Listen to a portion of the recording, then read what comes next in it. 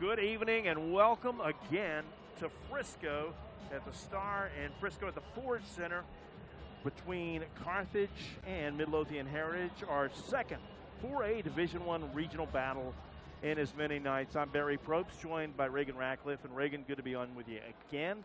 And we saw a really good one last night that kind of got away from Paris late. But we expect a barn burner here tonight again between Carthage and Midlothian Heritage. Yeah, what a bracket. Class 4A Division I. There's some heavyweights. And talking about heavyweight team, you talk about Carthage, a team that's won 6 titles in 12 years. And so they got their work cut out for them against a new kid on the block tonight in Midlothian Right. Heritage. And it was a year ago this night, last year, that Midlothian Heritage and Kennedale played an epic clash in a 48-47 last-second field goal by Kennedale to win that one. And Heritage trying to atone for that here. Like you said, Carthage, the architect behind this 6 state title championship set of them is Scott Surratt, their head coach, now in his 12th year. Yeah, really, the rise of this program began with Scott Surratt. It had some history before, but not like this. Right, He's done a tremendous job. They, the Bulldogs, used to bullying the competition here. And kicking off here tonight for the Heritage Jaguars. And deep to the 3 where it's fielded and coming to about the 20-yard line on the return for Carthage. Tucker Smith on the return on the kickoff there by Midlothian Heritage. And Carthage, we'll set the lineups for you here on offense. It's Gunnar Capps, their quarterback, the 6'2", 190-pound senior. It's the fullback, Jalen Brooks, a 5'8", 185-pound senior. The tailback, Tucker Smith, who was on the return. At the X, it's junior Kel Williams. At the Z, it's Cavante Dixon. The tight ends, Caden Holcomb. We'll get the rest of the line for you in just a moment. Callum Barber is the center, the 6'2", 255-pound senior. And going the direction of Kel Williams on first down is Capps, and he's got him out there close to the line to gain after a good catch. But a flag down. Yeah, that one in the backfield, that would tell you probably holding on that Carthage offensive front just from where that flag was thrown. I say that, he got some Carthage offensive line clapping a little bit, and that play may stand. Yeah, how about that? Personal foul, face mask. Last night, Barry, we saw between LeVega and Paris a lot of laundry on the field. That's going to be a key tonight. You got 2 high-flying offenses. Who's going to be able to play the most disciplined game that I think is key? Yeah, and, you know, despite as many penalties as LeVega mounted, they ended up winning kind of handedly late, 38-20. But they shortchanged themselves on a lot of opportunity. Both teams really did. The rest of that line across the front, Karsten Williams. This is a monster line. The right guard is 310. Karsten Williams, the tackle on the right side. 6'5", 307-pound Baylor commit, Tykeist Crawford. And on 1st and 10 from about the 45, they run it over the left tackle, Tucker Smith. Mason Courtney on the carry that time. You'll see more of a pro-style attack from Carthage. At times they'll be in the gun, and other times you'll see them go under center right there for Gunnar Capps. They'll be in an I formation. They're going to give Heritage a lot of looks tonight. Out of your screen, they've got trips to the right side right now. Now it's in your screen fully. So a bona fide passing formation right here. And they swing it out to Cavante Dixon, and he is swarmed on immediately and might have gained negligible yardage, about a yard or 2 to the midfield stripe. That's an outstanding job of that secondary of Heritage.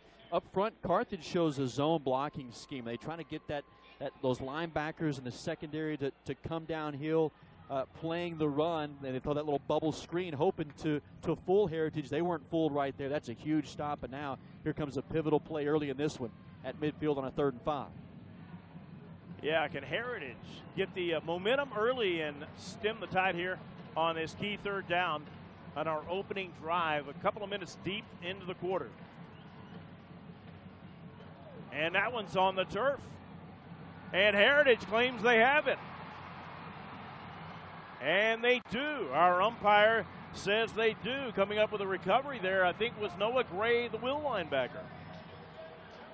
The first big mistake is made of the night. And Gunnar Capps, a guy who's so poised, a signal call for this Carthage ball club, a guy that's thrown for almost 3,000 yards. He's probably a little bit antsy right there on a 3rd and 5, and he just gets out early. Too early there, under center, pulls those hands out of there. Ball's on the turf, and Heritage, and you talk about a high-flying offense now. Even though they're at midfield, this is a bit of a short field for them. Yeah. Noah Gray was in on that play, but it was actually, they credited D'Angelo Freeman, the Sam linebacker, strong side linebacker, with the recovery. So the Heritage Jaguars, also potent on offense, set up shop at the midfield stripe for the first possession, and Ledbetter swings it out wide. That's complete on the far side over there to the wide out on first down for a good yardage out there to the side. I think it may have been Jay Wilkerson, who's a Texas Tech commit for the class of 2020 already. We got another big gun in Langston Anderson, number 88 out there. You'll see a lot of him tonight. Kid that has a lot of offers too. Baylor, TCU, right. Oklahoma State, Arizona State. I mean, you name it, they're looking at Langston Anderson. And Ledbetter going to square up and throw Anderson's way, and it's caught, and he breaks a couple of tackles and has a first down. Well, there's Anderson, first time he's targeted, first of many tonight. It's a guy there that 1,120 yards, and they've got 2 big weapons, 2 1,000-yard receivers. You just don't see that at any level.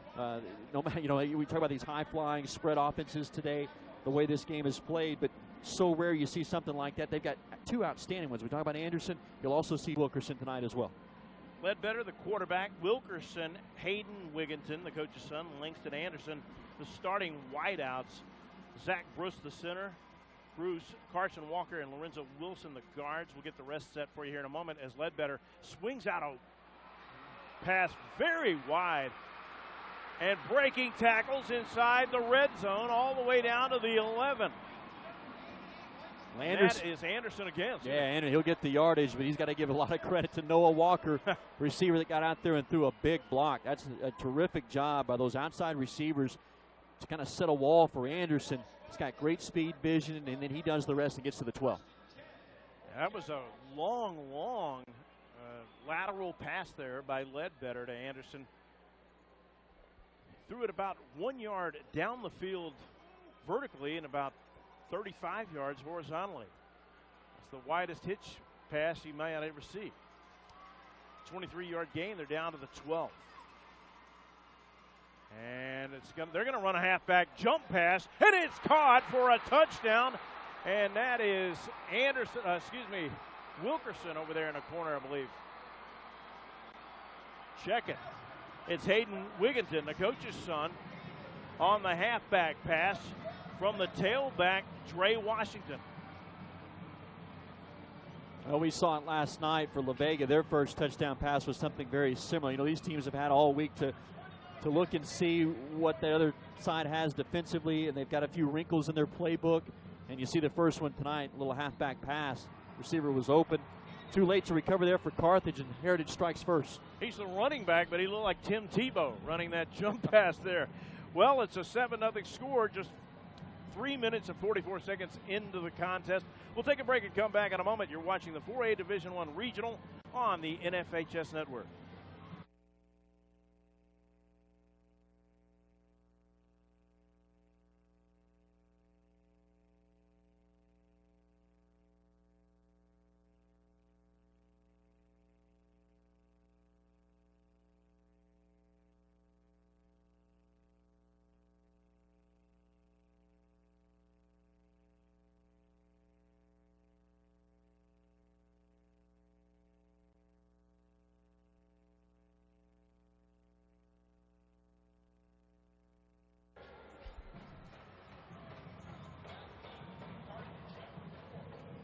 So Matt Stanton, the kicker for Heritage, has it teed up, good to go. And you know, Reagan, we might add, that wasn't bad coverage there in the end zone. And Carthage almost broke that pass up. A heck of a play call, though, by Heritage. Yeah, it was just a half step too late, able to get that pass over the defender. And that's the design, by that handoff, that sweeping action. They got that defender, that safety, just to step up just enough, and they were able to get it over his hands. Stanton with a deep kick to the end zone, and it's taken out. Wow. Not sure about the wisdom of that return. They're going to be bottled up. Tucker Smith returns it to the 8. Carthage going to be 1st and 10, but a long way away from pay dirt to start their second possession. That's Connor Jones who got down there to make the tackle, and that's a guy who's been all over the field this year. He's a middle linebacker, over 100 tackles on the season. He leads the team, and he leads the charge on the special teams getting down there. Now all of a sudden Carthage pinned inside their own 10. We didn't finish setting the Carthage offense the last time out. The left guard is Kavion Booty, and the left tackle J.T. Romero, one of the captains, 6'2", 220-pound junior. We'll get the defense for you for Heritage in just a moment as Caps goes back to pass, and that one's a little bit high. Too high there for Kel Williams again. Pretty good coverage out there. Yeah, right now Heritage is setting the tone defensively. Stephen Darden, the safety, was over there on the top, along with Ja'Cory Ware, and that's a big hit over the middle. And you'll see that with Carthage in terms of how they want to throw the football. There'll be a lot of play action type stuff. Try to give Caps time. That's terrific coverage by Heritage. The front line for Carthage as they run a 4-3-4. Jack Gray, the anchor tackle, is Colton May, the nose. John Sanders, the end. Leighton Smith, the Mike linebacker. Connor Jones, the will. Noah Gray. As on 2nd and 10, they go to the boundary side for a small gain there. It's going to be 3rd and long. The rest of the lineup, the Sam linebacker, D'Angelo Freeman, who recovered that fumble on the first possession. The corners are Braden Wright on the field side and Nathan Parrish on the right. The safeties, Cade Sumbler and Noah Parker. Big 3rd down play here already for Carthage. Caps throws it a little bit out of the reach of another intended target, and that one was Kelvonte Dixon. And these receivers, Reagan early on, just it's a little bit off the fingertips. I don't know if the passes are too hot or if they're just not looking them in. I think it's good coverage really by Heritage. They give time for Caps to throw the football, but there's just really nobody open. He was looking for that target over the middle, and over the top, the safety, Cade Sumbler, was over the top on coverage, and there's just no way he could sneak that one in. So Carthage now will punt it away. I think it's Tucker Smith. A pretty good rush, and he gets it away. And this one's going to be fielded and being slung out of bounds on the near side. Noah Parker. They grab him up high and sling him out. But for the second time, Reagan, Heritage starts off basically in plus territory. The first possession at the 50 after a fumble recovery. This one at the 46-yard line of Carthage. Yeah, this is as good a start as Heritage could want. They've seen Carthage on offense twice. Both times they've shut them down. They get a big turnover on the first drive of the ball game. They had a short field at midfield. Now even better, starting at the 46 here against the Bulldogs. Landon Ledbetter, the senior who had a terrific year last year. And Coach Lee Wigginton, who was the mentor at Midlothian High for so many years before he went to upstart Midlothian Heritage to start that program. Ledbetter looking wide again, and he's got a man again. Over there on the far side, and again it's Langston Anderson, who's now got 3 catches on the night. That corner on the top side, that play starts with him. He's got to set the edge. And he's able to, when he steps inside, that opens up the outside for Anderson. He can turn that corner and get up the sideline. The corner up top of Ja'Cory Ware has got to force the edge and force that play back inside where you've got those linebackers running downhill. And it only took Heritage about 5 plays on that last drive. Some big plays powered that first series that they had.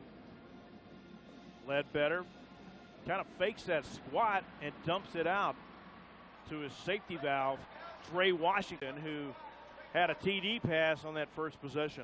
Everything's working right now for Heritage, and they utilize, even though he wasn't throwing the ball, they utilize Anderson because he runs those defenders off. The receiver here to the near side, and he's running a go route. Those safeties respect him. It opens it up for the running back, and that linebacker not able to get over there quick enough. It's just a mismatch, and Dre Washington's able to get a huge chunk of yardage. Heritage with another first down after just 2 plays. That staggered set. Ledbetter again dumping it out to his safety valve, Washington. Good open field tackle out there on the edge by the cornerback, Ja'Cory Ware. Well, this script that's been put together by the Heritage staff, they've given Carthage a lot of different looks. Give Heritage's coaching staff a lot of credit right now. What they observed during the week of film, how they wanted to attack Carthage on the offensive side. And right now the Bulldogs are a little bit back on their heels. Heritage has shown them a lot of different formations, and they've got the ball into a lot of different guys' hands. And one thing Ledbetter does each play is he kind of squats down, and he really sells the potential run fake. They haven't really run it, but he's selling it, and it's keeping Carthage off guard. And second and short, they actually run it, and a big gaping hole up the middle down the hash. Dre Washington, does he get in? He does. Touchdown Heritage. 13-0. They got a big block by the fullback. It was a zone play, and they just crossed the backs. The fullback led the way, almost like what you call an ISO play, where that fullback gets up in there. But they crossed the backs, and I think the initial attention was drawn to that fullback, and there was just a huge gaping hole. And then Dre Washington does the rest. His extra effort at about the 5-yard line is able to get into the end zone. And Stanton's kick goes through, and it's a 14-0 score with 6:17 to play in the opening quarter. Heritage on top of Carthage. We'll take a break and come back in a moment. You're watching the Division I 4A Regional on the UIL on the NFHS Network.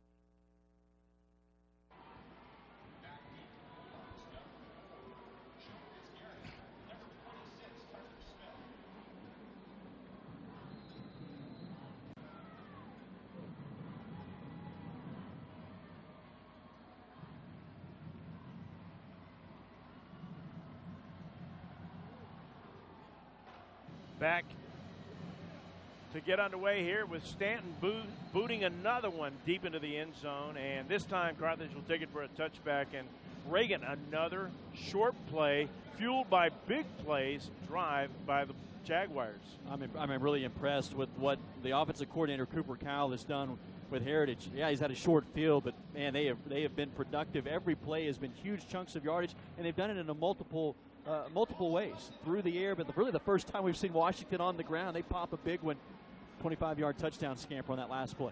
And not only has Coach Crowell been busy dialing up plays, I want to thank him for sending over the info to us to help us with our jobs. We thank him and Mamie Vand over at Carthage for their help and cooperation.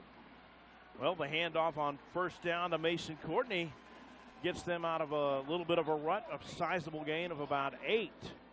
One of the better plays for Carthage on first down tonight.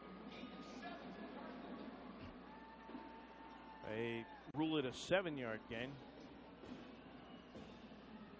Not an empty backfield, but a lot of receivers out there on this formation. And if you're down 14-0, you may have to start throwing, and maybe throwing some shorter ones, Reagan, not those deep skinny post routes that they were running and misconnecting on earlier. Well, you got a guy in Gunnar Capps who came in tonight almost 3,000 yards passing. They're a balanced offense. He's not out of his comfort zone. There is one on a deep route there to about the 45, and that gets Carthage a first down, about their second of the game. When you talk about Carthage football, yeah, we've talked about Scott Surratt, but you got to talk about offensive coordinator Dennis McLaughlin. 36 years at Carthage High School, and he does a phenomenal job. Very innovative mind, and one of the big reasons behind their success is I love the chess match. You've seen what Cooper Crowell has done for Heritage. Carthage is going to put up some points now, I believe. And see right there. Indeed. And that is something that the message keep resonating after 36 years. There's another nice run by Mason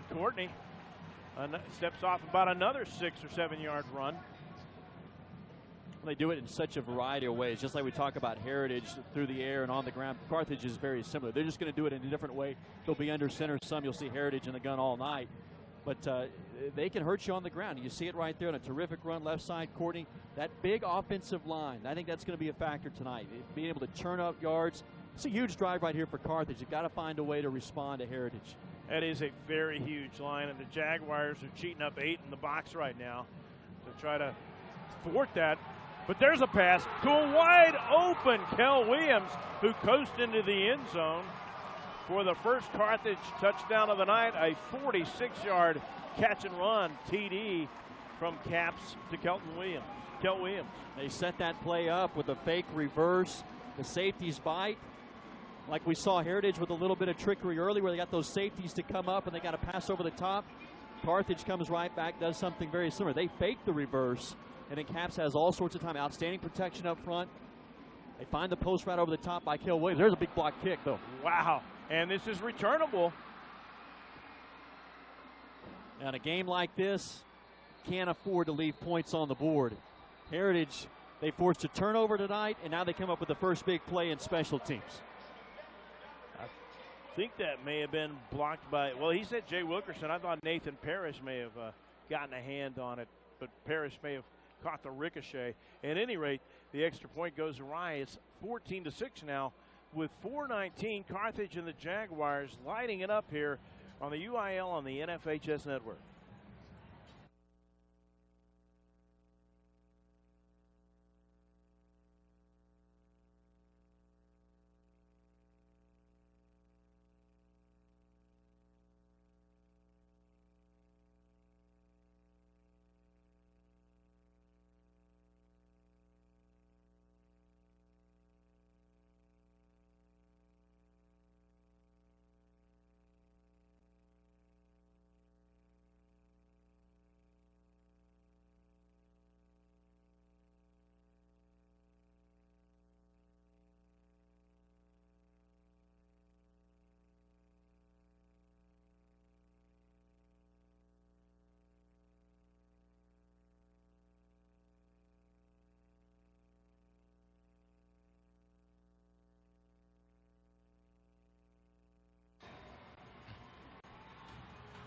(14-6) our score here at the Star in Frisco. Barry Probst, Reagan Ratcliffe with you tonight here.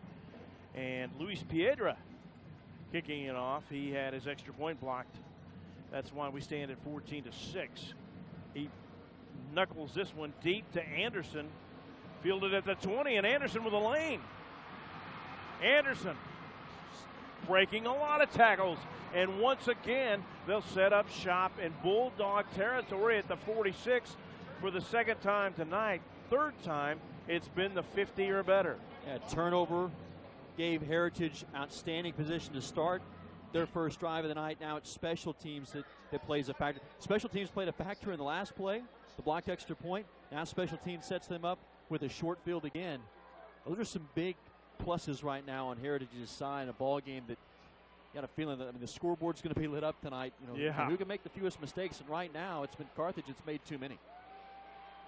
First they go with an empty set, and now they get a couple of guys to come back in the backfield. Ledbetter with a lot of time. Goes the direction of Anderson, and what a grab made over there on the far side at the 39. Talk about some arm strength. Ledbetter's got it. That is a long throw. That's a pro-style play right there by a quarterback. A guy that's able to sit back in the pocket, short three-step drop. But to throw it the far side of the field, that sideline, that takes tremendous arm strength. Very few high school teams are running deep outs to the far side of the field like that right there. It's an integral part of the Heritage Jaguar offense. Ledbetter with time. And Trey Washington tried to take off before he reeled that one in, I think. Maybe heard a footstep or two there also from the defender for Carthage, Alan Campos. Heritage, you see them moving around. A lot of different guys tonight, especially Washington out of the backfield, motioning back to the backfield for Heritage, or rather for Carthage. Defensively, they base out of a 3-4 look. That just means that they're very balanced, especially with those linebackers. They're not having to move guys around. But they've got to make sure that they're on the same page. Heritage has been able to find some chinks in the armor. now Carthage's got to rise to the occasion. This is a huge 3rd and 3. Heritage has stayed ahead of the chains really well on their first 2 drives.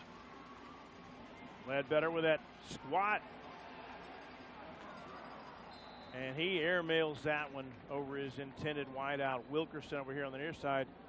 4th and short. Is it 4-down territory in this plus side part of the field? Oh, I think so. A 39-yard line with this kind of offense with so many weapons.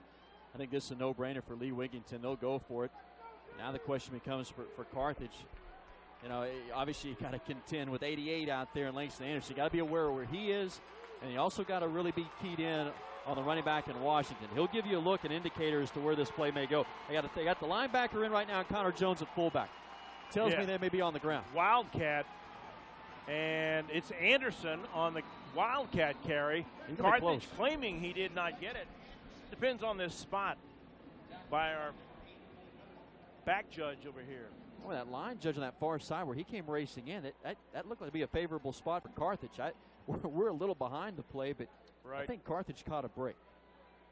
And we've got a 7-man crew here tonight, Reagan. We only had a 5-man crew last night.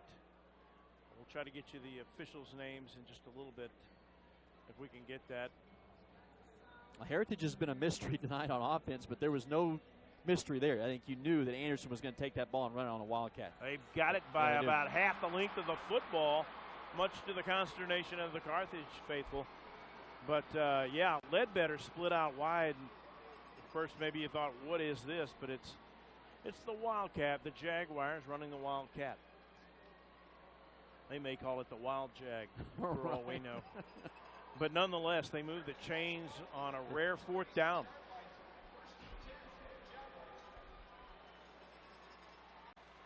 Ledbetter finally gets some pressure. And Anderson just mows over a tackler, stays on his feet till he's hauled down at about the 20-yard line by Alan Compost, the 175-pound senior. Corner side for Carthage are going to play a huge role in this ball game. They've tried both sides, and this time they go to DeAndre Bowman's side. He's not able to set that edge either. You'll see it here. If he's able to force him back inside, Anderson's able to stay outside right there for that catch. But he does what a lot of receivers aren't able to do. I mean, he was breaking 4 or 5 tackles. He gets a huge chunk of yardage on his own. We don't have heights and weights on the Jaguar roster, but I'm sure Anderson runs about 190, 195, and so DeAndre in there was giving up about 35 pounds to him trying to tackle in there. Ledbetter with another completed pass. This one to Dre Washington. Another thing that makes it so difficult defending this Heritage team is Ledbetter's so quick to get rid of the football. Yeah. That it allows you, forces you defensively to have to sit back a little bit. You can't bring those linebackers necessarily on a whole lot of pressure, which I think is an advantage of a 3-4. With those linebackers, you can bring them from multiple ways, but right now they're not able to bring the heat. Do you sense them intentionally slowing down the pace here a little bit? Yeah, I think so. I mean, just another different look, and check this play right here, audible on a 2nd and 7. And there's a carry we haven't seen tonight so far from the offense. Brody Greason, the junior fullback, taking that one on not just a rare carry, but a rare carry for him. But he gets a 15-plus yard run down to the 6. That's a great call. Stretch play to the right, and they got the defensive end crashing down inside. That just opened up a huge running lane. He's able to get to the 2nd level before anybody can put a hand on him. That line up front of Carson Walker, Zach Bruce, Craig Penwarden, Lorenzo Wilson at the guard, and Jake Eddy, the big left tackle. Opened up quite a running lane there that time for Brody Greason. Ledbetter quickly tosses it away. He was under huge duress from his blind side. That's a bad snap. Back off and to his left. That allowed that defensive end from the backside. That's Quentin Owens who was chasing him down. I don't think he's able to get that kind of pressure if it's a good snap. But that forces Ledbetter, puts him under a little bit of duress like you talk about, and has to rush his throw. But that play all started with the center exchange on that shotgun snap. This drive for Midlothian Heritage started at the 46-yard line in Carthage territory, but there was about 4 minutes left in the quarter. It's down to 1:35. Heritage up by 8 and looking for more. Ledbetter gives it to Dre Washington, who's still on his feet inside the 5 to the 3.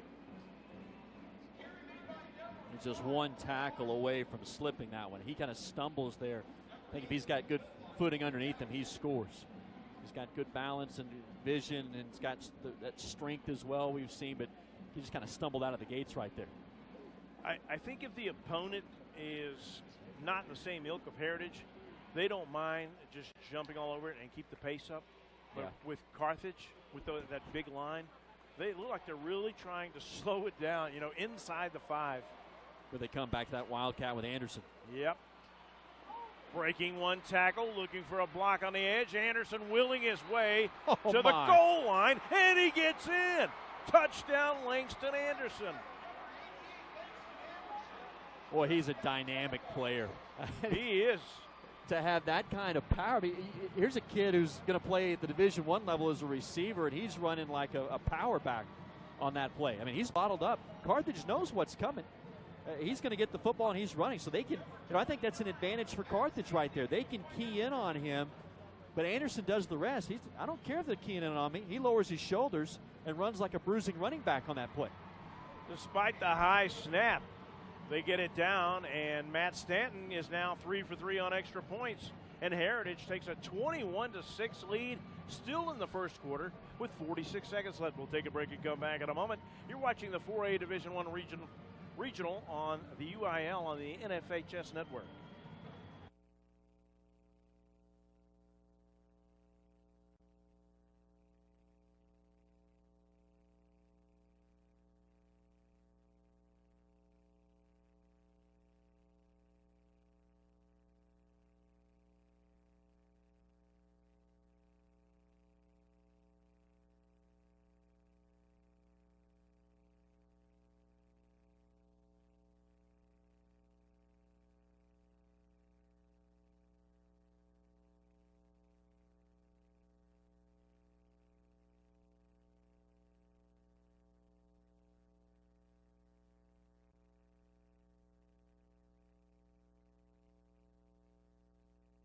Well, Matt Stanton, for the third time tonight, has it teed up, ready to go.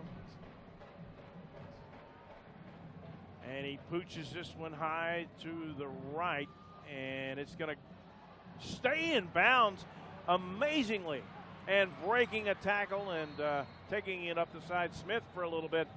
But, wow, it's like one of your golf shots there close to the pin, Reagan. Not like my golf shot. My goodness, if that is my golf shot, it would have been shanked out about the 50-yard line up in the stands. That was some English by a kicker there to keep it on the inside track, right inside the boundary. Wow. Well, everything going the way of Heritage right here in the first quarter. They're living right through the first 12 minutes of this one. And I don't know if the officials are conferring to determine if that ball went out or if Tucker Smith stepped out on his way up the sideline. We may not get a replay right here, but I think that's what they're talking about. While they're talking about it, how about talking about what Langston Anderson's been able to do? Wow. Through the air, on the ground, the Wildcat. Well, you don't see that every day. Offsides on the receiving team. I mean, it's been a nightmare first quarter for Carthage. It really has. And this is uncharted territory, but they've got one of the best in the business in Scott Surratt. He'll rally the troops. Right now, Dennis McLaughlin, offensive coordinator, they got to find a way to get it. We talk about Anderson. Carthage has not been able to get it into the hand of their guy, Kelvonte Dixon. And Dixon's a guy also with over 1,000 yards, 63 catches, 9 touchdowns, but we've not called his name yet.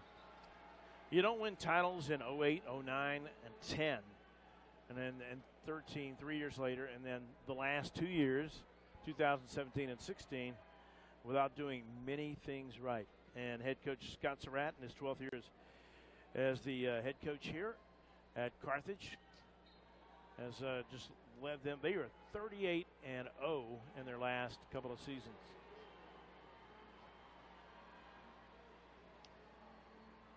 And Caps under pressure. And breaking tackles this time, it's Kelvonte Dixon, and Dixon has a big gain out to the 29. Well, there's their guy. They've had a hard time getting him the football, and so here they run a bootleg. And that's where, so much of this offense is predicated around plays just like that.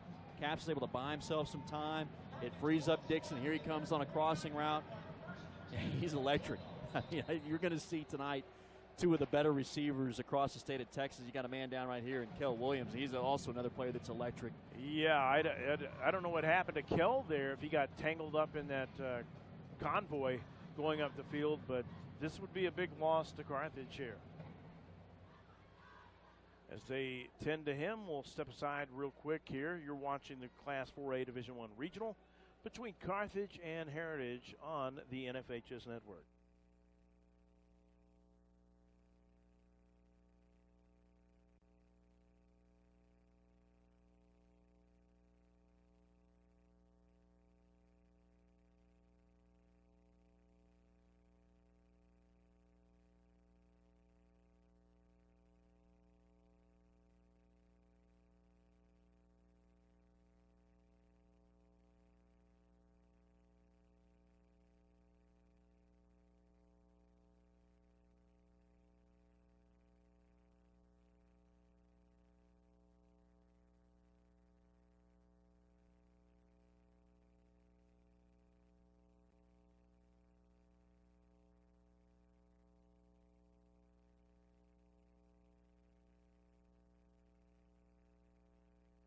Well, they get Kel Williams off the field just fine, looks like. And Gunnar Capps under center. This is something you don't see too much at the high school level these days in Texas, is a quarterback running it naturally under center. Big hole there for Mason Courtney, right up to about the 35-yard line. A 6-yard gain there, and Carthage starting to move the ball and find their sea legs here a little bit. But that is the end of quarter number 1, and our score, Midlothian Heritage 21, Carthage 6. We'll be back in a moment with more of the UIL on the NFHS Network.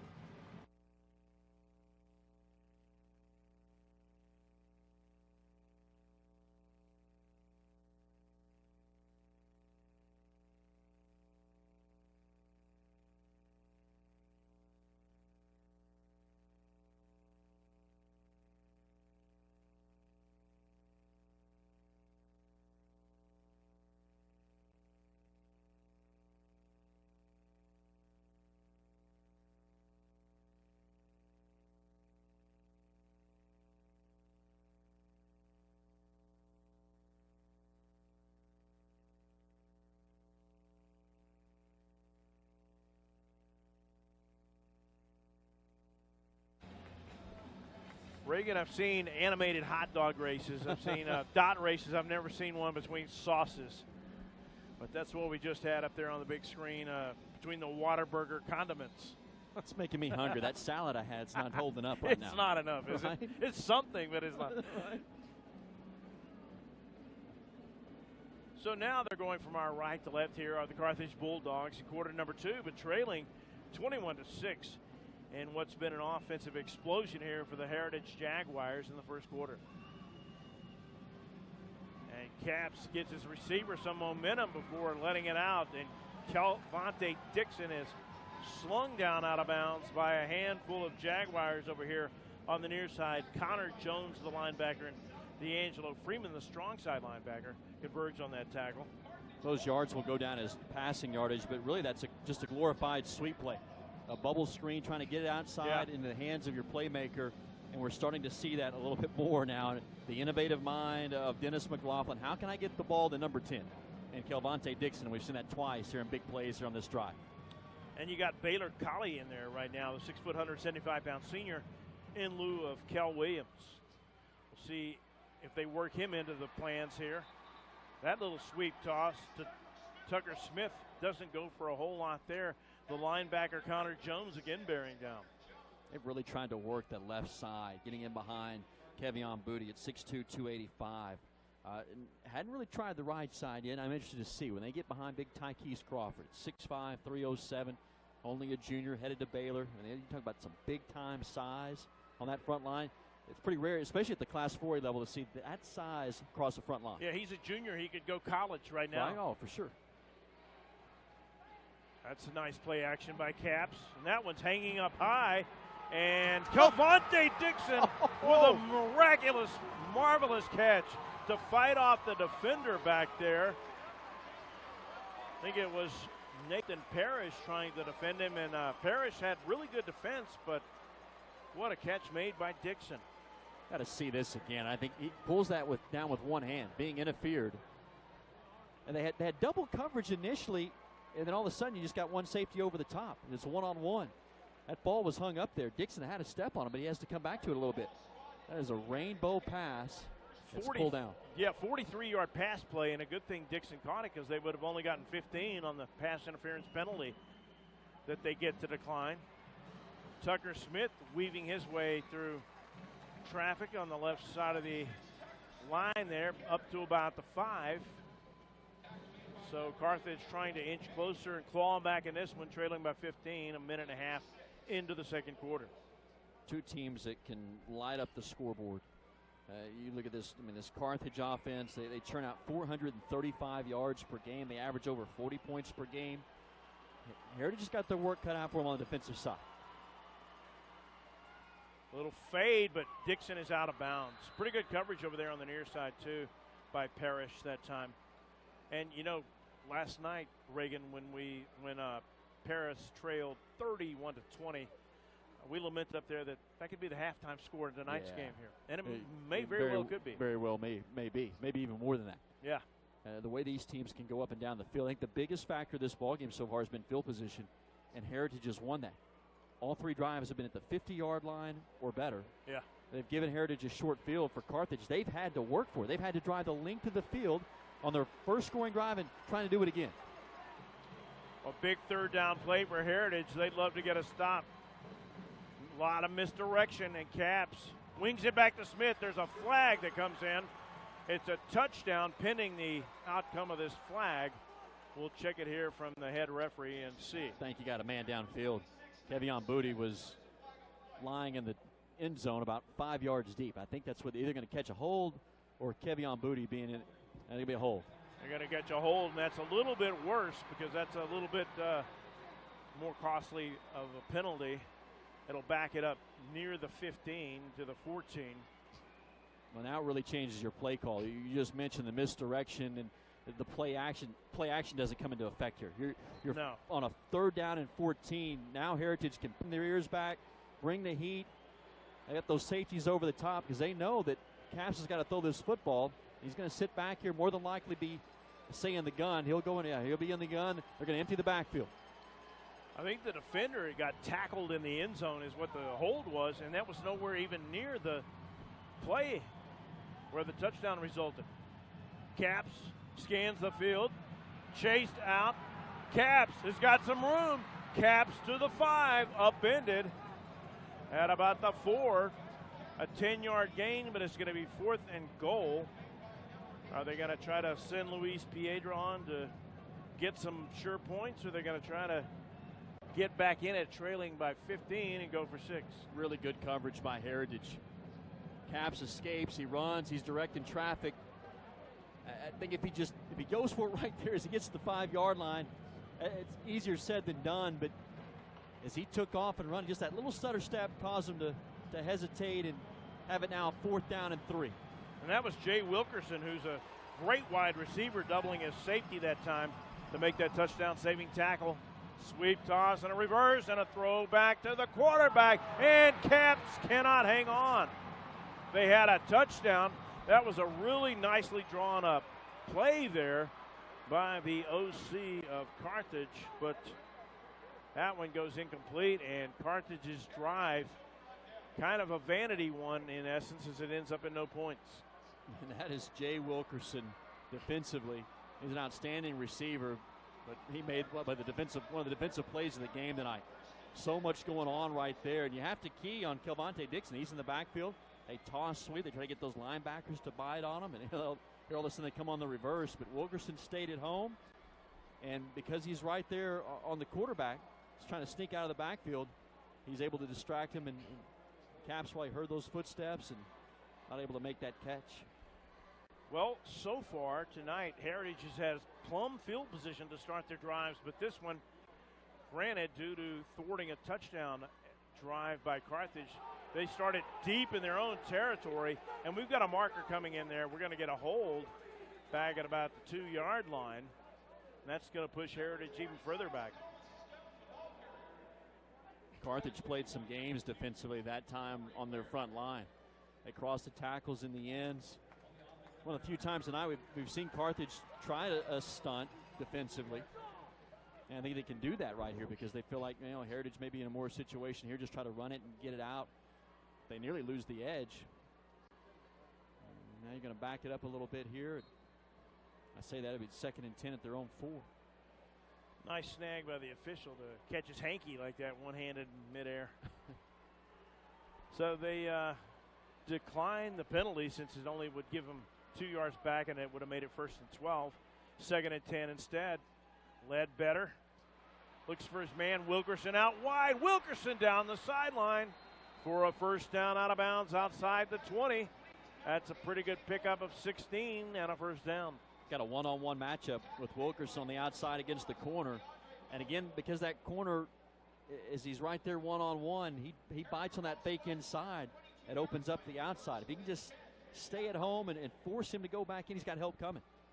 Check it, 18 yards on the pickup on the reception by Wilkerson. What a grab and what a move out there. He just neutralized the defender and then just out of a dead set stop, sprinted to the sideline and up the sideline for all the extra yardage. And he's back out in the slot again. Ledbetter, that one a little bit behind the intended target over there. Hayden Wigginton, the sophomore. Kind of an intermediate route. Well, it's a well-designed play. You can see how so much of this offense revolves around the play of the running back in Dre Washington.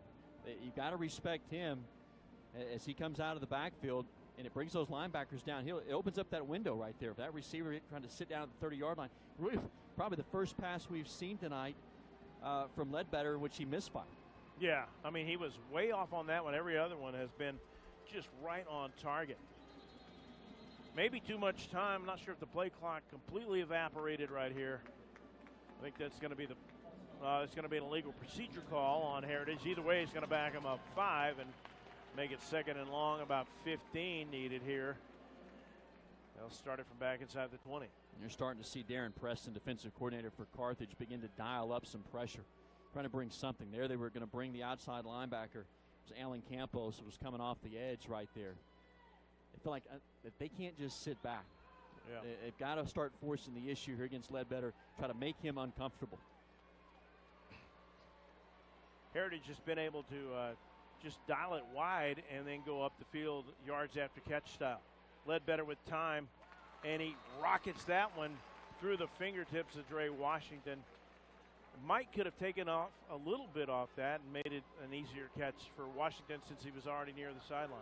You got to love the chess match. We talk about bringing some pressure. What that does, though, is for Carthage is it now a lot of times going to force you to play man-to-man defense. And now that you maybe don't have that help over the top against a guy like Anderson, do you want those one-on-one matchups? I think you want as much help as you can get on guys like Anderson and Wilkerson tonight. They'll want it right here on a 3rd and 15. Wilkerson is in the backfield with Ledbetter. Play action, and Ledbetter chased. Ledbetter with some room.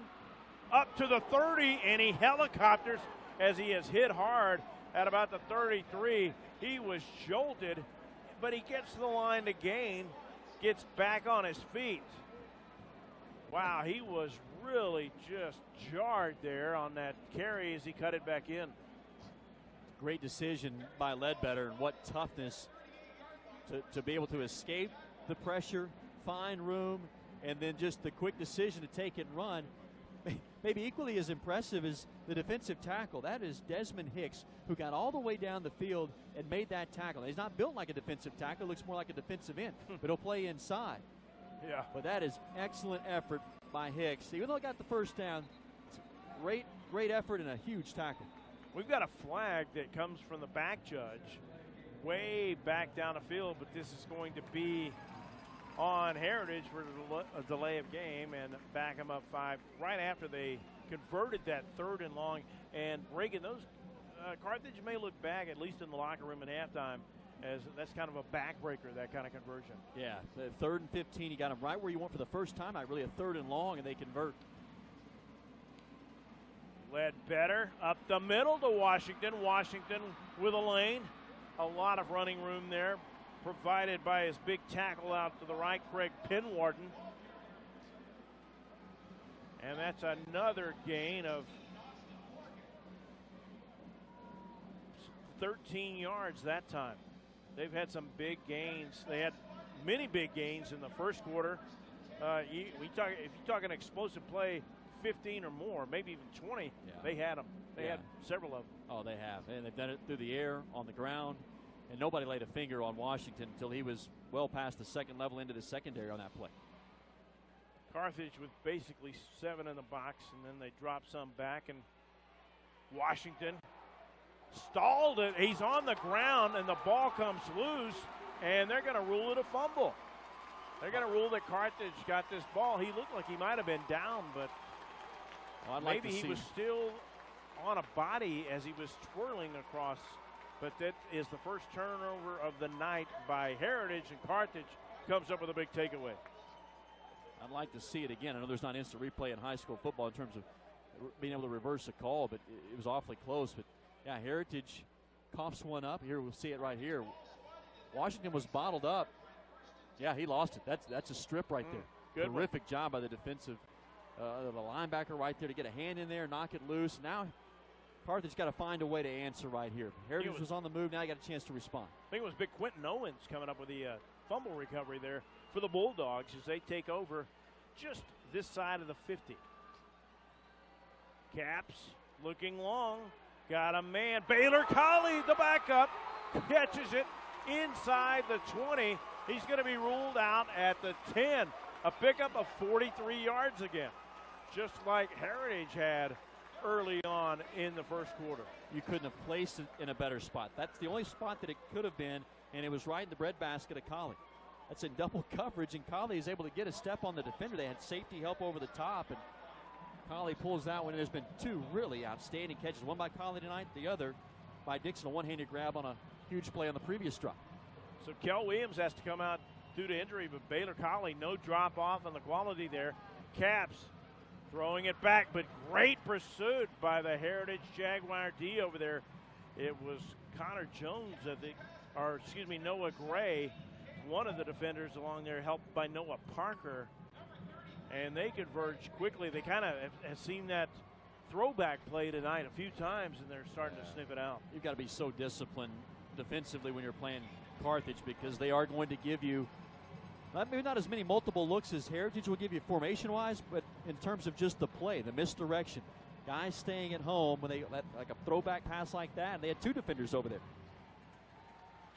2nd and goal at the 6, and I think it's Tucker Smith in the backfield. Caps throws for him over the middle, and he's clocked. And the umpire I thought he turned around to the back judge to check and see if that was a head-high hit to throw a flag, but he just asked for the ball. It was close. Yeah. But that's one of the few decisions we've seen from Caps tonight that wasn't the right one. It was almost like he had a predetermined guy that he was throwing to. Step back. Great coverage by Heritage across the board, but there's 3 defenders right there on that slant route. Smith rocked on that play. He has to come out, and Mason Courtney is going to come in and play fullback for him here. On the option, pitch out to Kelvonte Dixon, and what a great sure tackle made by Nathan Parrish on the near side to bottle him up for no gain. I'm talking about just staying at home. They run option. Kind of a little bit of a misdirection type option where they fake that dive to the fullback, then toss it to Dixon. But there's Parrish. He stayed right there, the corner, and he does what we talked about earlier about forcing it inside. He sets the edge. He's got help coming. He stays outside, and Dixon can't get around it. Well, we got a timeout called here with 5:22 left before halftime. The pace may have slowed down a little bit, at least the scoring. It is 21-6 our score, and Carthage facing 4th and goal. We'll take a quick break and come back in a moment with more of the UIL on the NFHS Network.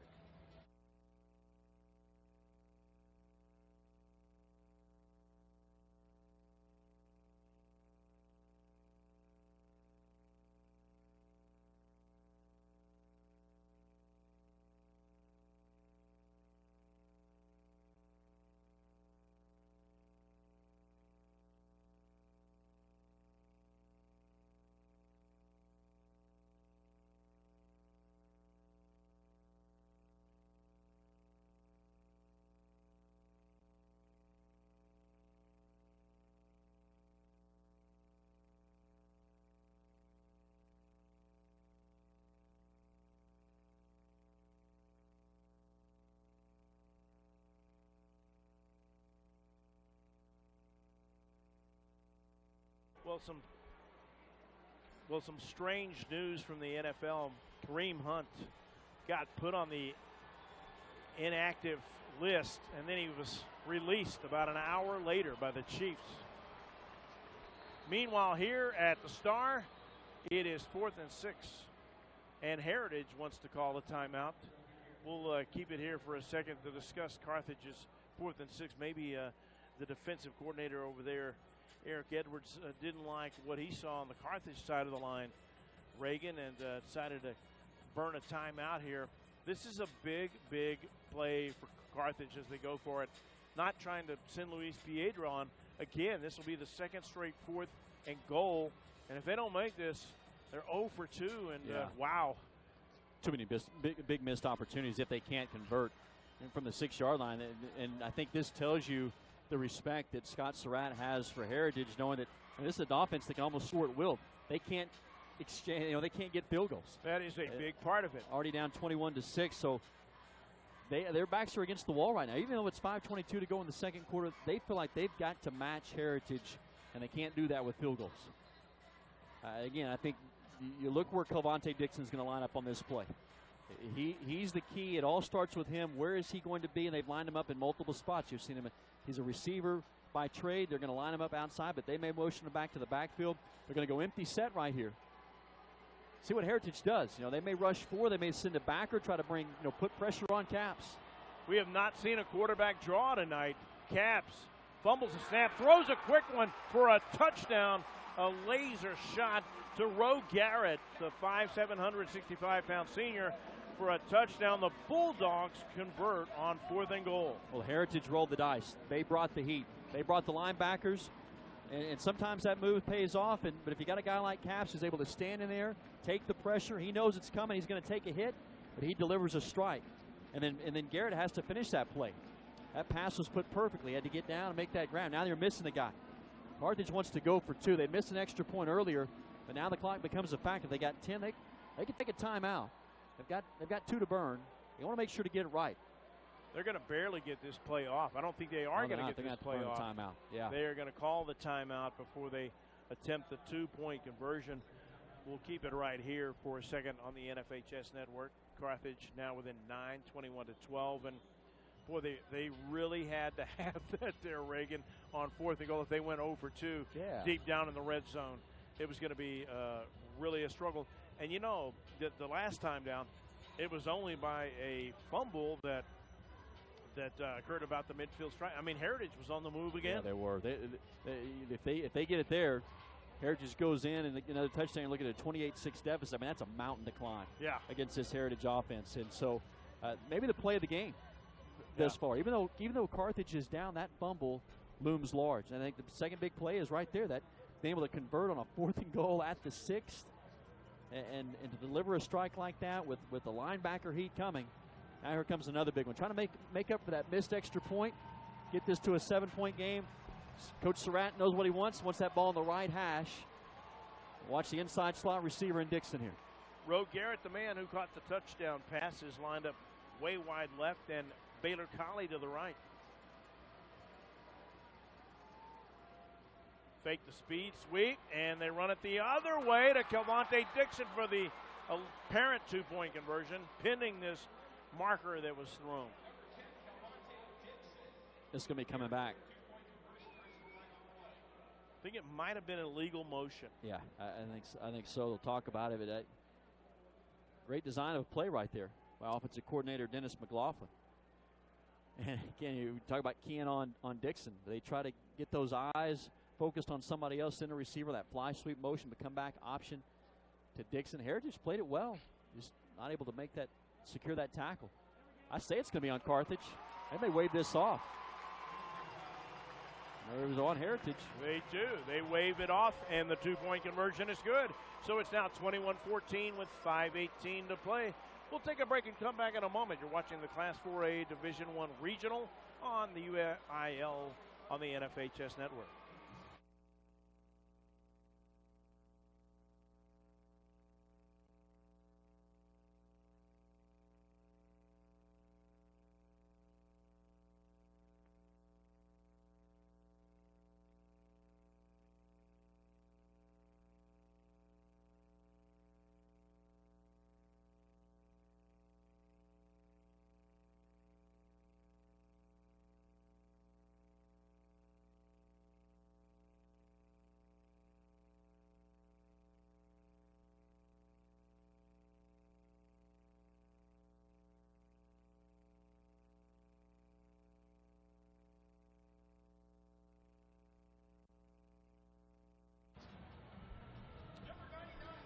Well, this time it is Jackson Blissett. No, excuse me, Luis Piedra with it teed up at the 40, set to kick off.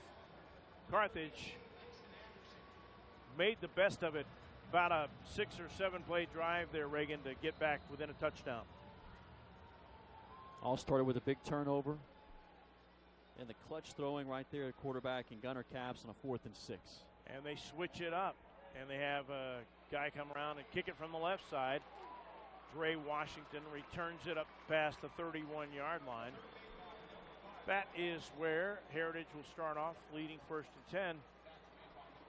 I did not catch who the official kicker was. It may have been Rayvon Ingram. They almost got offsides there on that kickoff, Reagan. Yeah, it was awfully close. You know, special teams has played a factor tonight. Mm-hmm. But you know, but Carthage comes back offensively. They had a blocked extra point after their first score, but that 2-point conversion really negates that, and so now it's like it didn't even happen. 5:12 to play before halftime, and they slow it down a little bit and hand off to Dre Washington, who's got a seam over the left side for a gain of about 7. That Heritage offensive line has gotten such a great push tonight up front. I mean, Washington's getting 5, 6, 7 yards before anybody's able to get a hand on him. And they're getting to the second level. Those offensive linemen getting that push against the defensive front. And Heritage's got a good size advantage tonight up front. A lot more athleticism up front for Carthage, but not a lot of size. Yeah, on the defensive side of the ball, for sure. For sure. Ledbetter again swings it out wide. That one caught on the near side, I think, by Cullen Stone. Stone has got enough for the first down. Probably a stat you wouldn't have thought tonight. The way Heritage just moved the football almost at will, but Carthage is actually outgained it, 243 to 210 prior to this drive. But that's really more centered around the fact that Heritage just had a short field to work with for the most part tonight. Yeah, I mean, 50-yard line or better on 3 of the possessions. All that went for Pater. The one that didn't, they fumbled. They started back at their own 4. Ledbetter rush from the blind side, but gets it away. And it's going to be a pick 6, maybe. Down the numbers alley, and taking it back for a touchdown is DeAndre Bowman. 48 yards on the interception return, and we're 1 point away from being tied. I think Heritage had what they wanted. Carthage was bringing pressure with the outside linebacker that direction. They got one-on-one with Anderson out there. But what a job by Bowman. He sensed it. He saw the route coming. He stepped in front of it. And then he does the rest. That's the play of the ball game right now here in this first half. It's been the defense of Carthage that's got them back in this ball game. Luis Piedra had his first extra point attempt blocked, but he boots that one high and wide right through the middle to tie this game at 21 with 3:53 to play. We'll take a break and come back in a moment. You're watching the Class 4A Division I Regional presented by the UIL on the NFHS Network.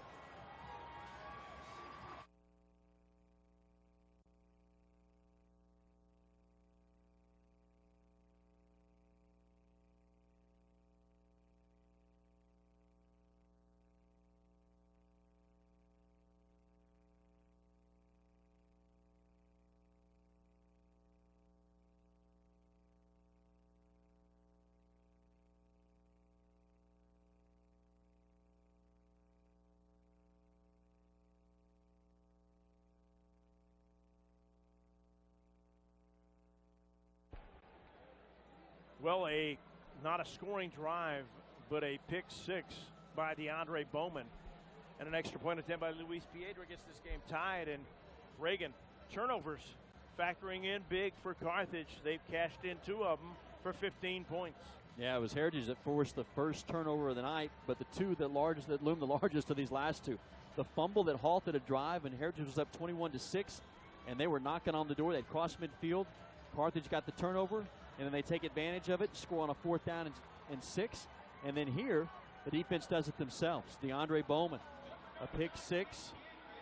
And now we've got a heavyweight bout between these 2 teams. Heritage, the new team, new kid on the block. They had thrown the first punch, But the champs aren't going away. They've tied it now at 21. Can you imagine being Jaguar fans thinking you're on the edge of right. going up 28-6 with that potentially 96-yard drive, and then it just doesn't come to be? Going to be fielded at the 5 by Dre Washington. Up the sideline with room. Washington still on his feet. And that was actually kicked by Alberto Garcia, the other place kicker. The last 2 times, Luis Piedra, the right-footed kicker, is faked to kick it. Kind of Charlie Browned himself, so to speak, and then it's been Alberto Garcia that goes ahead and kicks it with the left foot. I think the guy you got to keep it away from is Washington. Whoever kicks it, they crossed the kickers that time, but I think you got to keep it away from number 5. He's too dangerous. Of course, they're probably thinking they got to keep it away from Langston Anderson. Yeah, you got to keep it away from 88. And I don't know what you pick do. Pick your right? poison That's back right. there with those 2 guys. Tie game now, under 3:45 to play. Ledbetter looking for a safety valve, and he's shoved out of bounds at the 45 by the defensive end, Quentin Owens. It's a wise decision. Not to force anything on that play. Nothing's there. It was good coverage by Carthage. Just lived to play another down, takes it, runs, gets a gain of 1. That play only took 8 seconds and stopped the clock since he got knocked out of bounds. It'll be 2nd and 9. We were already in the 4th quarter, I feel like, last night, that La Vega Paris game. Yeah. The 2 teams that ran the football. Just about. They start with trips to the left, and then Washington comes back in the backfield. Play clock down to 5. Movement in the line. Ledbetter, nice fake on the read pass option play. And Ledbetter has running room out to the 42-yard line in Bulldog territory, and another Heritage first down. Excellent read by Ledbetter. He's reading that defensive end. He crashes inside and opens up the corner for Ledbetter. He's able to burst into the secondary, and now here comes that Jaguar offense once again. Hadn't really seen him with that read option really too much tonight, but Ledbetter sold it well and got some good yardage out of it. So 1st and 10 in Bulldog territory for the Jaguars. Ledbetter, improvised quarterback draw. Ledbetter to the 30. Ledbetter on his feet inside the 25 to the 24. A big pickup of 19 by Landon Ledbetter. He's hurt him tonight with his arm, and now he's beginning to hurt him with his legs. And we saw Carthage really sit back through the 1st quarter. Now they're starting to dial up pressure.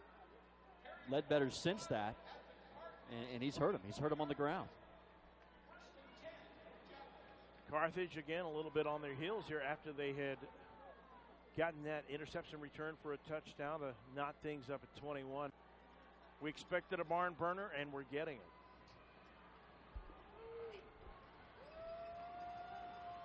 This time Ledbetter in the gun, high snap, and he's under pressure, but screens it out to Washington.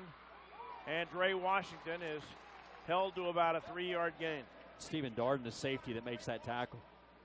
Linebackers are coming off the edge, and really it's a perfect play design for Heritage, because those outside linebackers are gone. They dump it off, screen pass to Washington. They got what they want.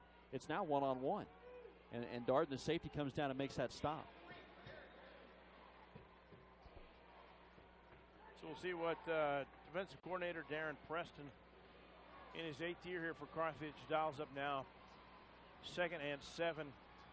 It's almost always a passing down for Heritage.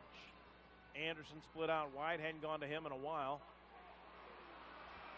And they flip it out on the wide side of Noah Parker, or Jay Wilkerson, I beg your pardon.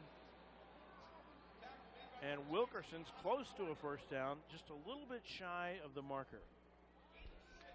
Now here's where Heritage is really dangerous. You got 3rd and short. But I'm surprised here they're going to maybe take out Washington, send in a heavier package. I don't think there's any doubt about what's coming here. I mean, you bring in your big guy and defensive tackle John Sanders, got your linebacker in there and Connor Jones. Well, and their fullback / tight end Brody Greason, who's carried it up the hash a couple of times tonight. It's kind of a pistol formation in the deep back. Greason has it inside the 15. I think he's got the first down by about a half a yard. They do move the chains. It's another first down for the Jaguars inside the red zone now. And it's clock management strategy from this point, Reagan. Yeah, it is. At minute 18, they can chew that up a little bit. How about Cooper Crowell right there, offensive coordinator? It's almost like he's saying, I don't really care that you know what we're going to do right here. We're going to run the football, but it's mano a mano, or big on big, and we've got more size, and we're going to get 3 yards right here. There's nothing you can do about it. Lorenzo Wilson and Craig Penwarden, excellent job of blocking up there that time. Option play, and Ledbetter keeps it and turns it up inside. Only manages about 2.5 that time. Yeah, they've got 2 timeouts inside 50 seconds. Second down. A little surprised they're letting it run down like this. Yeah, and they don't want a field goal here. They don't want to have to settle for 3. They want to get 6. Although they don't want to leave time on the clock, and that's probably going through the back of their minds right here. Long snap count, Ledbetter to the end zone. Caught! Is he in? Touchdown! Touchdown, Jaguars. Jay Wilkerson over there, who manages to do a tightrope act just inside the white paint. And what a catch by Wilkerson. Able to get just that 1 foot down is all he needs. We mentioned earlier how dangerous this team is with 2 receivers that have totaled over 1,000 yards. In the first quarter, it was Langston Anderson's show. Wilkerson's now emerged here in the second quarter, and a huge response by Heritage after Carthage had scored 14 unanswered. Matt Stanton boots that one through, and he gets roughed. That will be added to the kickoff.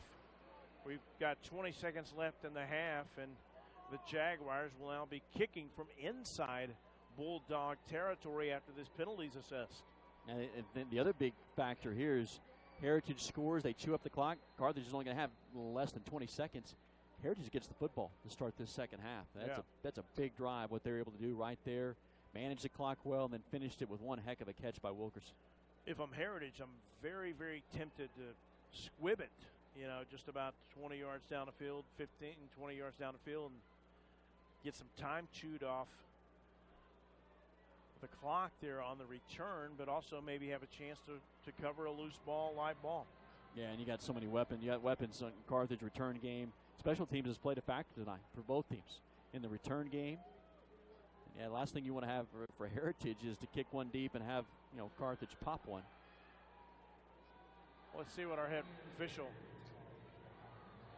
He called running into, not roughing. Yeah. So that only move it up. Kind of looked like they roughed him. I don't know.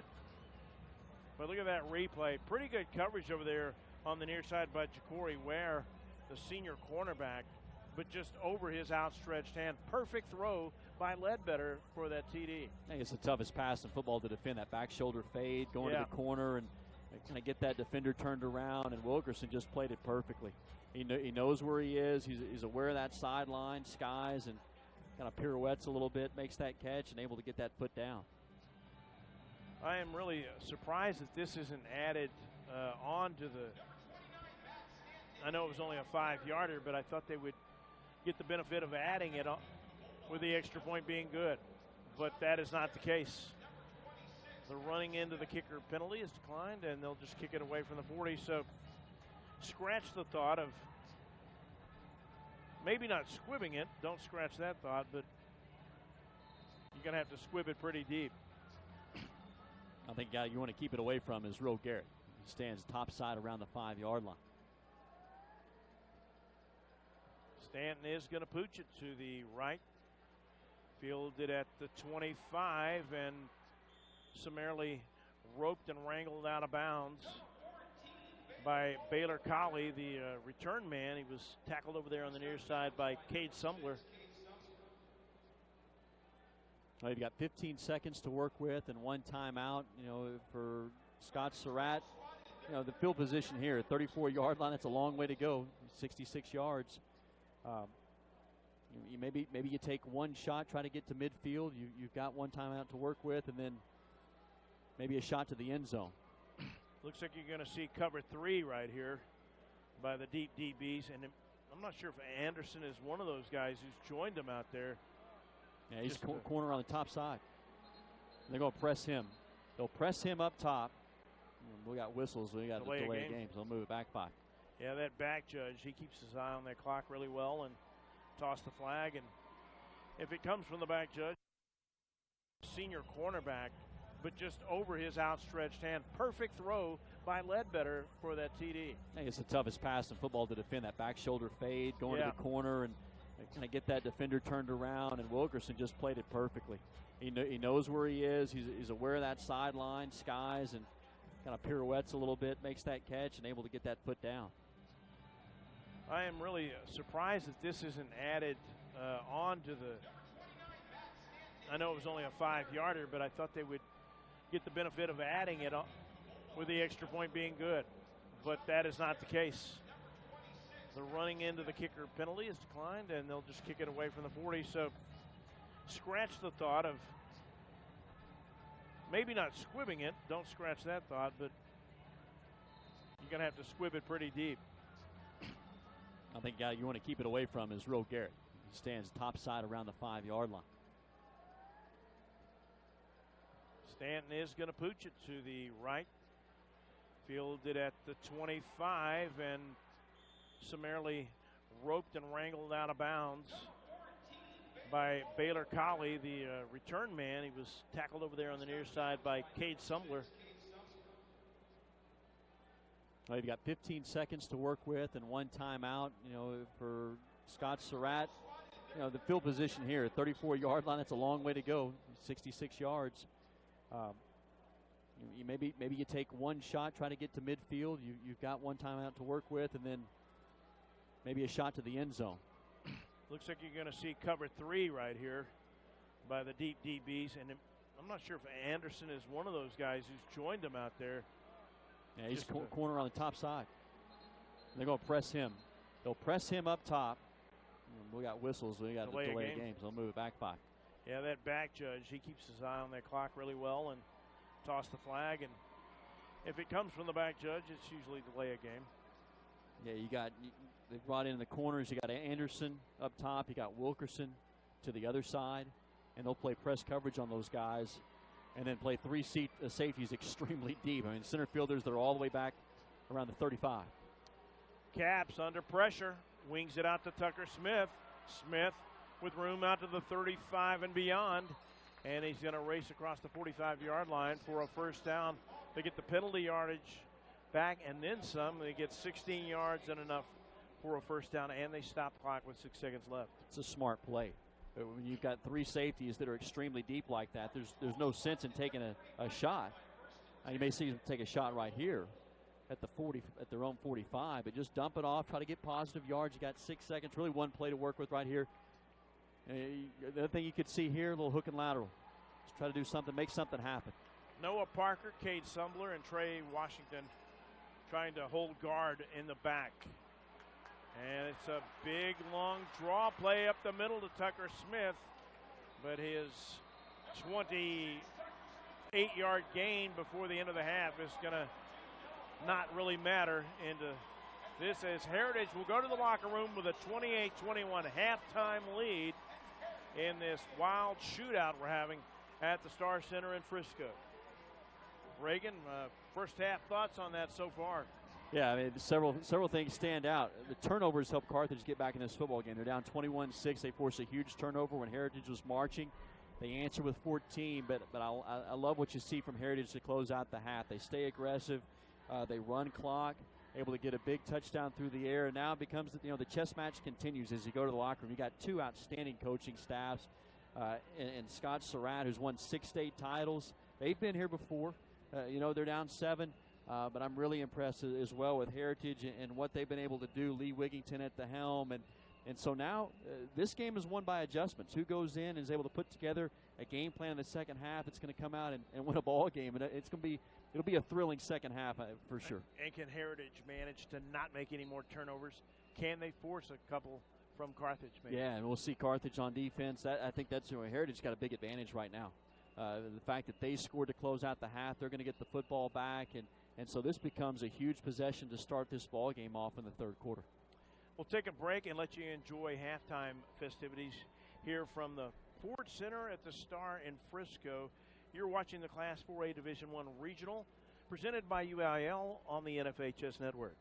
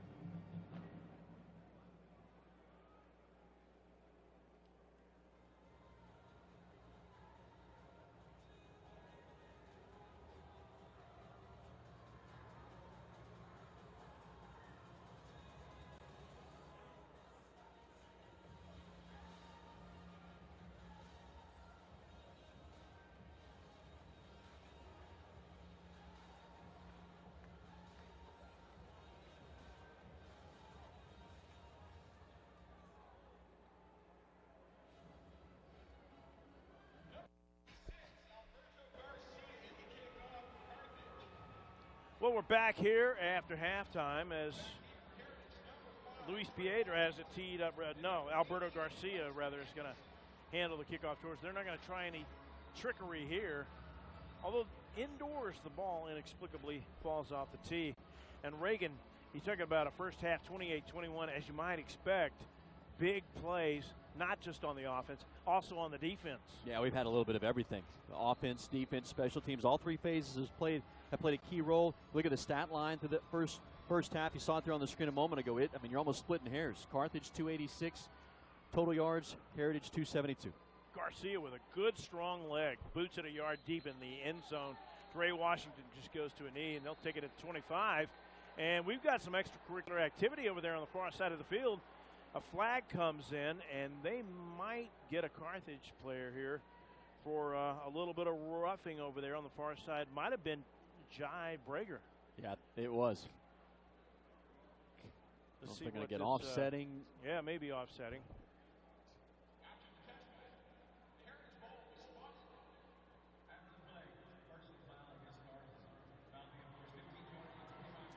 That's the absolute worst way that Carthage can start this second half. Yeah, if there was another party doing the dirty deed, Jai Brager is the only one they signaled for, and the Carthage player. And so that will give Heritage an extra 15 and bump it all the way out to the 40 to start the first possession of the second half. Can't do that against this offense. And any kind of, coming out of the locker room, you're ready, and then to give them a free gift, 15 yards. That's big for this Heritage offense.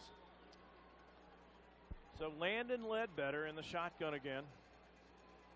Anderson this time is the one going in motion.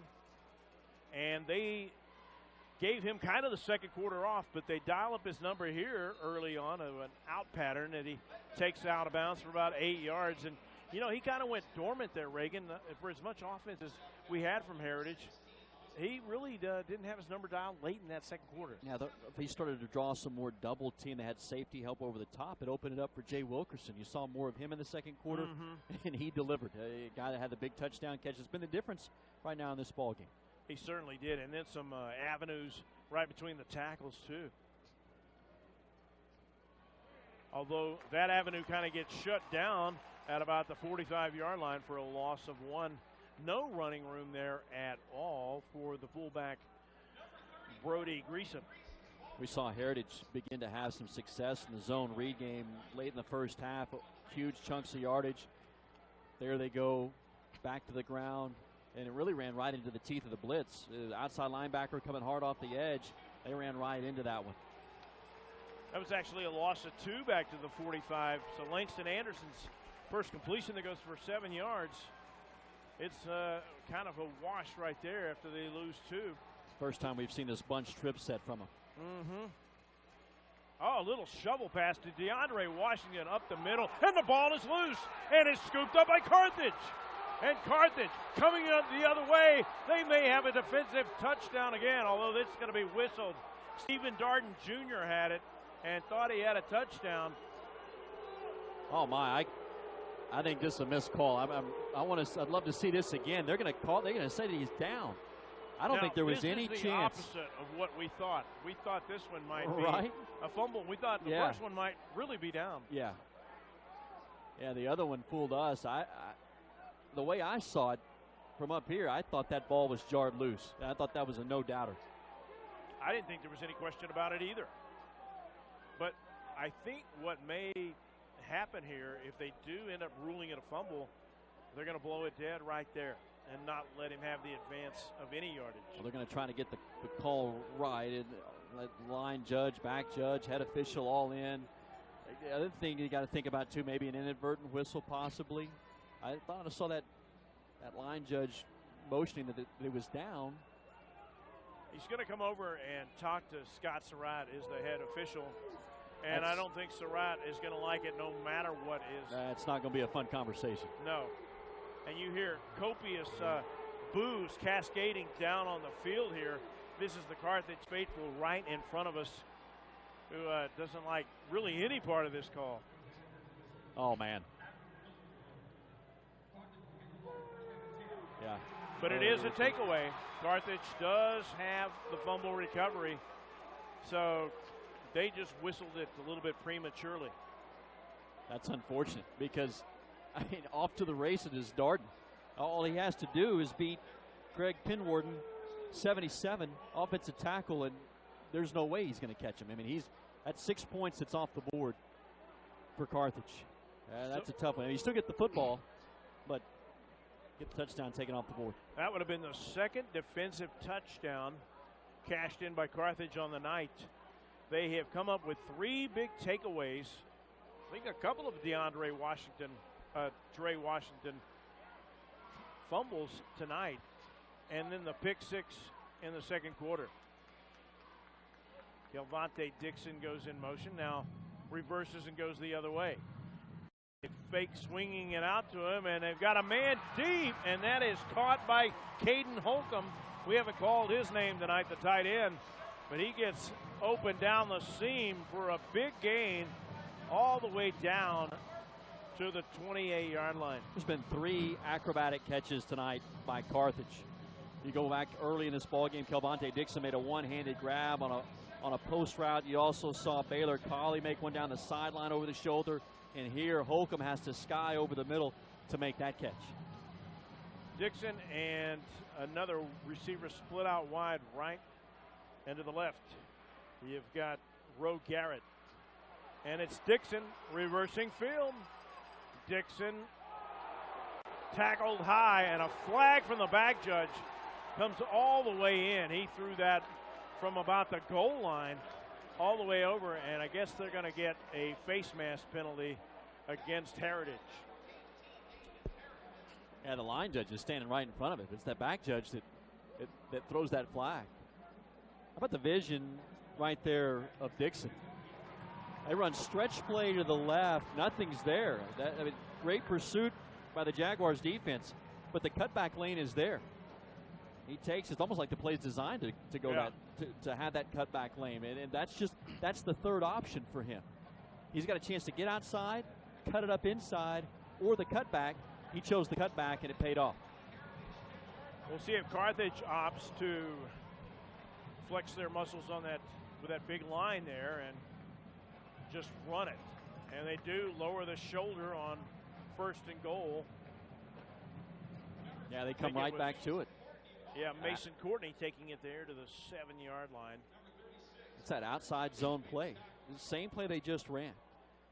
And again, this time he chose not to bounce it. He cuts it up inside. Now then, off of that play, even though they go shotgun right here, they can come back to that. Now then you can see that bootleg action off of that. Right.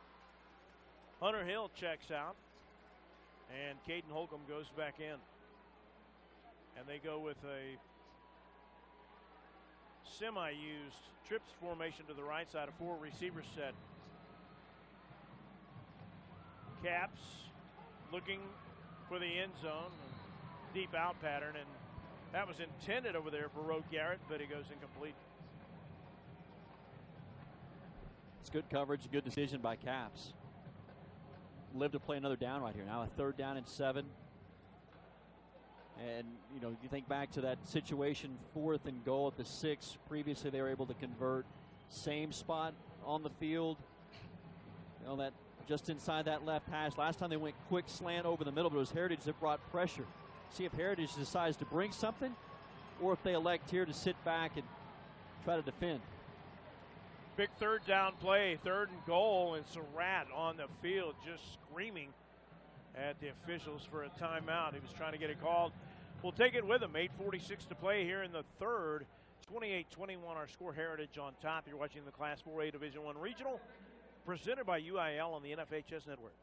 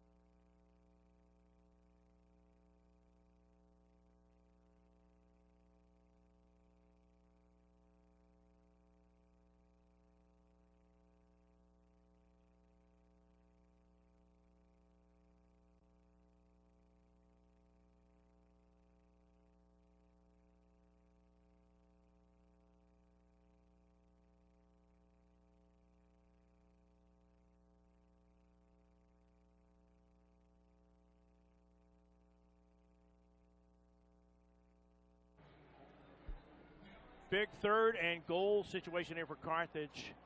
They bring the offensive unit back on the field with Tucker Smith in the backfield with Gunnar Capps, the quarterback. Baylor Colley split out to the right.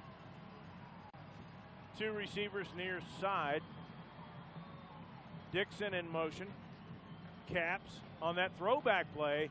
And Holcomb, the tight end, catches it, but he's tripped up. Nice tackle made there, I think, by Connor Jones, the linebacker. Decision time now for Carthage. And again, Surratt, he's just not messing around. Him and his offensive coordinator, Dennis McLaughlin. Same situation, 4th and goal at the 6.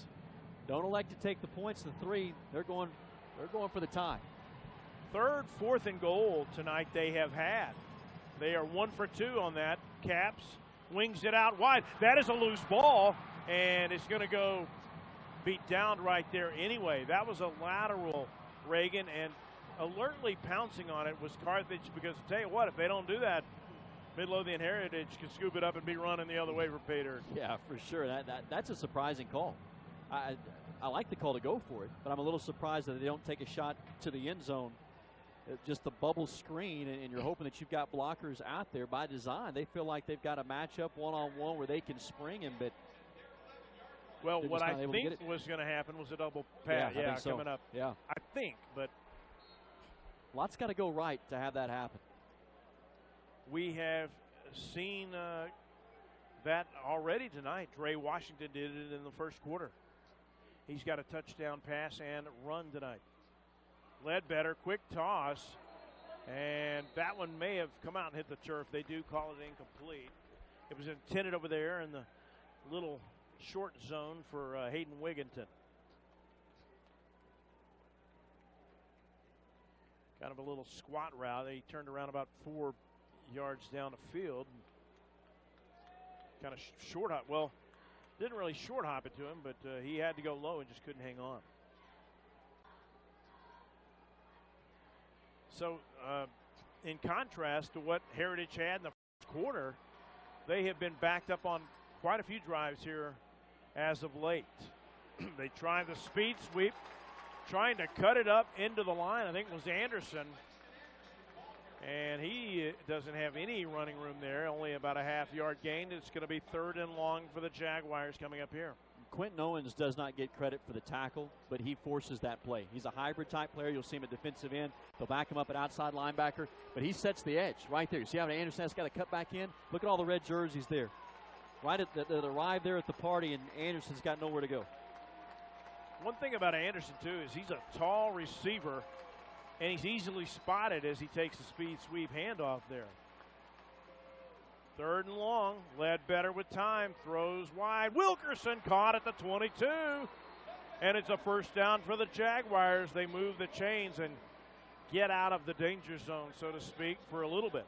We see that arm strength again to Ledbetter to make that throw across the field. Just too much cushion that time. With the corner up top and Bowman. And that, if you saw that replay, you notice that ball wobbling. Yeah. He did not really throw a tight spiral. No, he didn't. But he still got it out there. That's a heck of a job to do that. On the stat sheet, it'll look like he zipped it in there. But, yeah, Yeah. It was a wobbly pass. But, again, long throw for Ledbetter, but he's still able to get it there. Anderson split out here wide to the right this time. Wigginton goes in motion to the slot. Ledbetter looking deep for Anderson, a jump ball, and Anderson comes up with it at the 39-yard line. What a grab made by Langston Anderson, a gain of 37. It's tough to have an answer for him. With his size, his ability, speed, athleticism, the ability to go up, he gets one-on-one right there against the corner, Ja'Cory Ware. That's the matchup they want. If they can get one-on-one on the outside of the corners, that's a big advantage for Heritage with the two guys that they've got in Anderson and then also in Wilkerson. Texas Tech has a couple of wide receivers in the 6'6" range, Antoine Wesley and T.J. Vasher, and they kind of play that same role. Anderson kind of plays that same role, those jump balls like that. Dre Washington straight up the middle, down the hash, and Washington, 37 yards.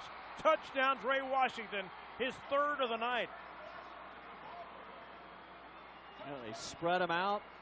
Anderson, after that big catch, obviously you got to pay a lot of attention to where he is on the field. They go inside zone, right back up the middle. It's a great job. Get a hat on a hat. Offensive line, huge push tonight. They've won the battle in the trenches. When they run the football, Heritage has got a great push, and Washington just burst loose right there. Think how hard that Heritage has had to work for this. They got the ball to start the second half, fumbled it, turned it over, made another goal line stop, another second 4th down goal line stop, and then marched the length of the field essentially to go up 2 touchdowns, which they could have done. The extra point attempt by Matt Stanton is good, and they're up 14. Are the Heritage Jaguars 35-21, 7:01 to play in the 3rd. We'll take a break and come back in a moment with more of the UIL on the NFHS Network.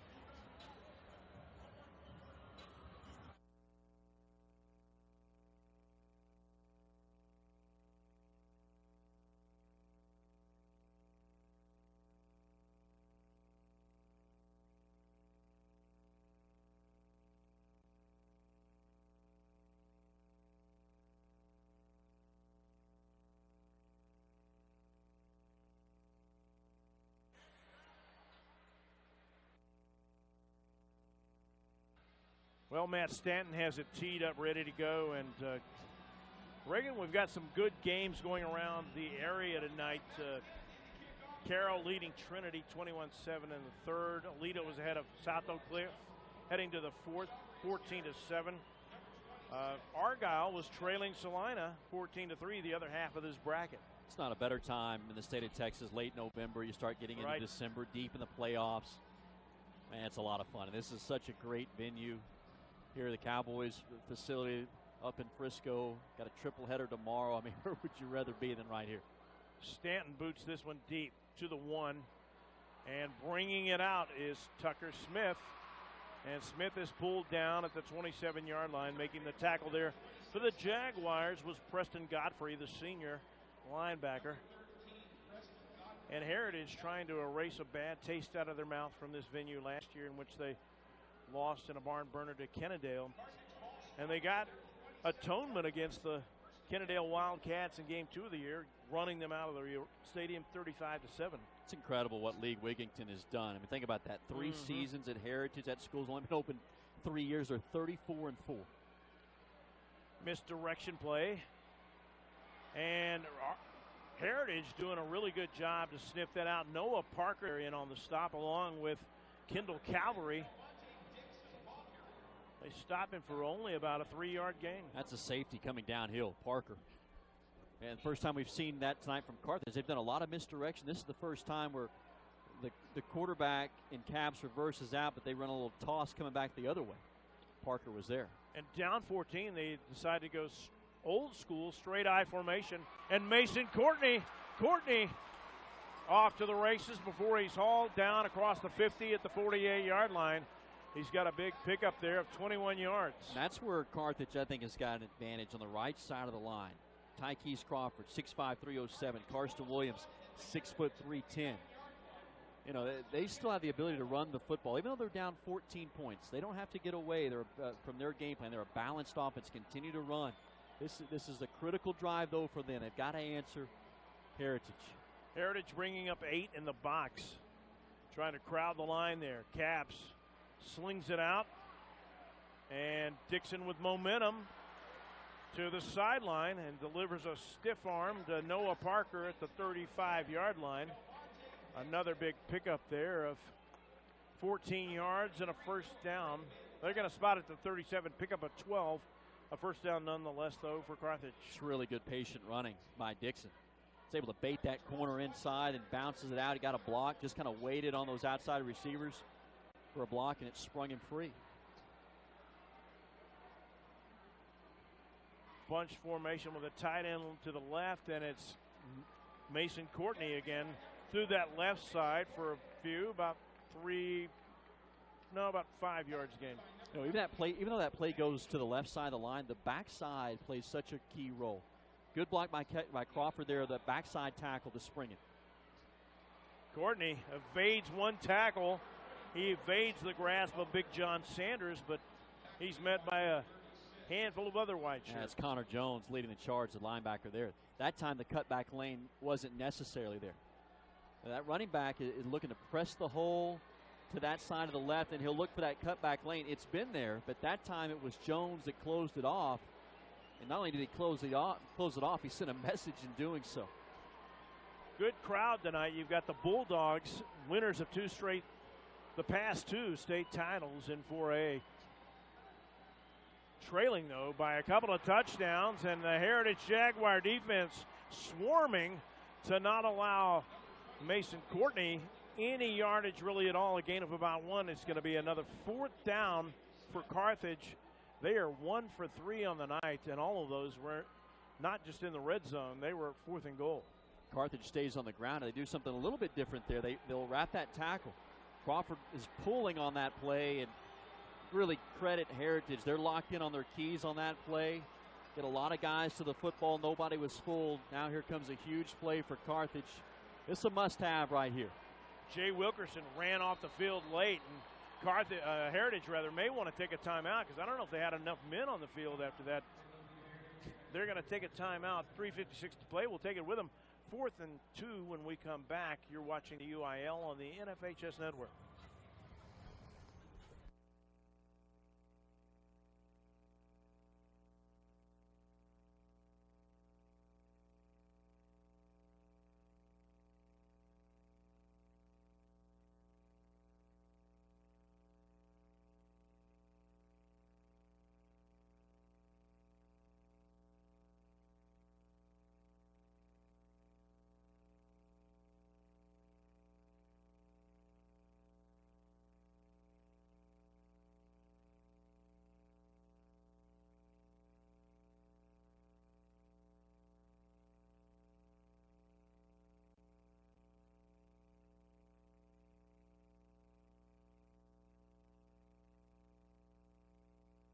Well, it's 4th and 2 for Carthage.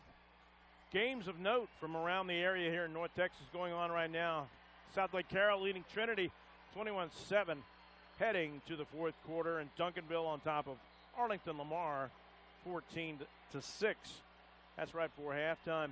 4th and 2, though. Can Carthage convert? Dixon in motion. Dixon on the misdirection, and we got a flag going down before this play gets underway. This is going to be a legal procedure against Carthage and make it 4th and 7. Huge penalty there against the Bulldogs, Reagan. Yeah, now it's a game changer. It changes your play call. They had something right there. Again, it's so difficult to defend Carthage with all the moving that they do and where guys are aligned. Really got to be locked in on your keys for Heritage defensively. And it's been impressive, the job that they've done on the defensive end tonight. But now then, it changes your play call. 4th and 7. Now Caps will come back in the gun. Huge play right here on both sides. This is a swing play for this ball game. Instead of 4th and 2, it's 4th and 7 from the 35-yard line. Maybe the 34, about 34 and a half. Caps looking to throw. He's got a man, Colley. He's got the first down and more. He's got a touchdown. Touchdown, Baylor Colley. 34 yards on the 4th down TD catch. That's a veteran play by Caps. He looks the defense off. On that play, he looks right, and he gets that secondary to bait that direction. Then he comes back over the middle. And it's got to be a pinpoint throw. He puts it right on the money to Colley. And how about Carthage tonight? 2 touchdowns on 4th down situations. That's amazing. Luis Piedra's extra point attempt is high, and it's good. And Carthage was back within a score now, 35-28 with 3:47 to play here in the 3rd quarter from the Star in Frisco. You're watching the Class 4A Division I Regional, presented by the UIL on the NFHS Network.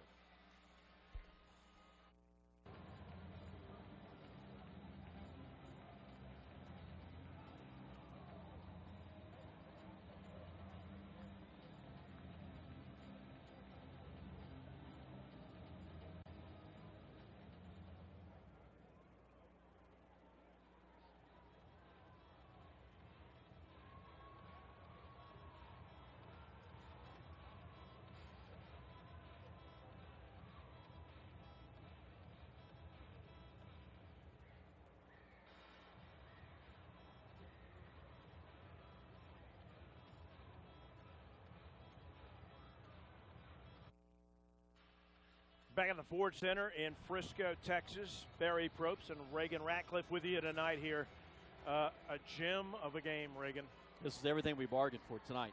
These two teams, high-powered offenses. They got playmakers on both sides of the ball and 2 outstanding coaching staffs. You got a team that's got a ton of history in Carthage. Got a team like Midlothian Heritage that's made a name for themselves in only 3 seasons.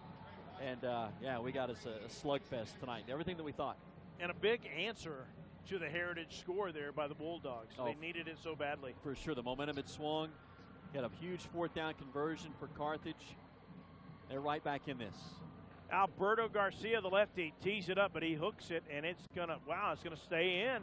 It's fielded at the 8. I think that's Anderson over there on the far side, and he gets kind of a little shot as he goes out of bounds at about the 20, maybe the 19. And, one other thing about that touchdown grab there, Reagan, that was by Baylor Colley, the reserve, who came in for the junior Kel Williams. And Kel Williams did walk off the field on his own power in the first half, but we have not seen him since. And I haven't spotted him on the sideline down there with the team.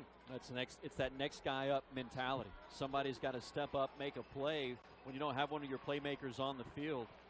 And tonight it's been Colley. He's had 2 big catches, 1 for 6. We kind of pretended that it would be a big loss for Carthage, and it is, but they have answered with Baylor Colley as Brody Greason. A big running lane down the sideline there, and he is hit with a big forearm shivvy as he crosses the 45-yard line. They're going to mark him out, I think, at the 47. Huge pickup there from the 19. Officially going to be a gain of 27 yards there on 1st down. It's great blocking on the edge. Receivers engaged. They get a block. They set that edge. And there's nobody out there for Carthage can lay a hand on. First and 10. A little slant pattern to Wilkerson that goes a little bit high. And I check it, it's the 37, not the 47, so it was a gain of 18, not 28 on that prior play. It'll be second and 10, though, now after that incomplete pass. That one a little bit high. Yeah, one of the few passes that Ledbetter has sailed. I mean, for the most part, he has been locked in. He's had a great night through the air. He's evenly distributed the ball, and he's got it to his playmakers. I mean, Anderson tonight, along with Wilkerson, they've been the difference makers in the passing game. Second and 10 now. Carthage feigning blitz. Movement in the line. A flag does come in late. Not sure if it's a free play or not. Ledbetter sails it over the head of the intended receiver, Wigginton, down there in Bulldog territory, but check the flag. Not sure if it was movement and they let the play go or an offsides against Carthage. Well, there's Quentin Owens over there that got up out of his stance and raced across the line a little bit early. It was Owens. I think Heritage kind of, since they had a free play, since the whistle didn't stop it dead. It's now 45 yards and penalties tonight for Carthage. Heritage has been flagged for 35. Been a well-played game for the most part. It really is. I mean, we saw a ton of flags last night. Tonight's kind of been the opposite of that. Ledbetter tripped up in the backfield and racing through to make the stop over there for Carthage was Cole Whitlock, the weak side linebacker. One of the few times tonight that they've been able to get into that backfield and make a stop like that. Ledbetter on the zone read, keeps it. Outstanding job by that weak side linebacker. Now here, one of the few times tonight that Heritage has been faced with a 3rd down and 8. It's typically been manageable type situations for them. It was 2nd and 5 after that offsides penalty, and that great play made by Cole Whitlock causes Heritage to be in a 3rd and 8. Carthage feigning blitz again. Here they come. Pressure coming. Ledbetter escapes it. Ledbetter to the 40 and then some to midfield. And he's knocked down there as he starts to slide down right at the midfield stripe. He's got a good gain of 13 and moves the chains again for the Jaguars. Carthage dialed up a blitz, and the coverage was there behind it, too. A great coverage. And tonight, when those situations have happened and the pocket's broken down, Ledbetter has hurt this Bulldog defense with his legs. So a first down for Heritage, trying to answer the Carthage touchdown that Carthage essentially answered the Heritage one that put the Jaguars up 35-21 at the time. 8 men in the box. They fake the handoff and throw wide, and it is caught at the 44-yard line by sure-handed Jay Wilkerson again. Man-to-man coverage right there. They're bringing the linebackers. It's a good quick read by Ledbetter. They break that route off. Wilkerson on a quick out pattern.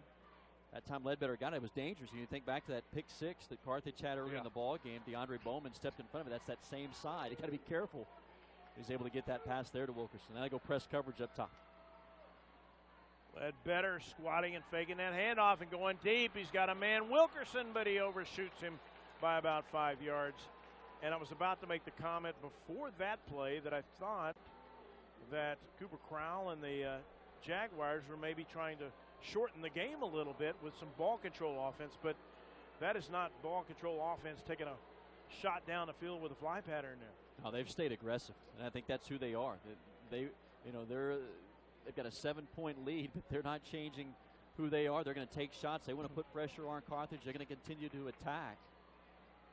And Cooper Crowell has had a great game tonight. Their offensive coordinator matching wits here against Carthage defensively.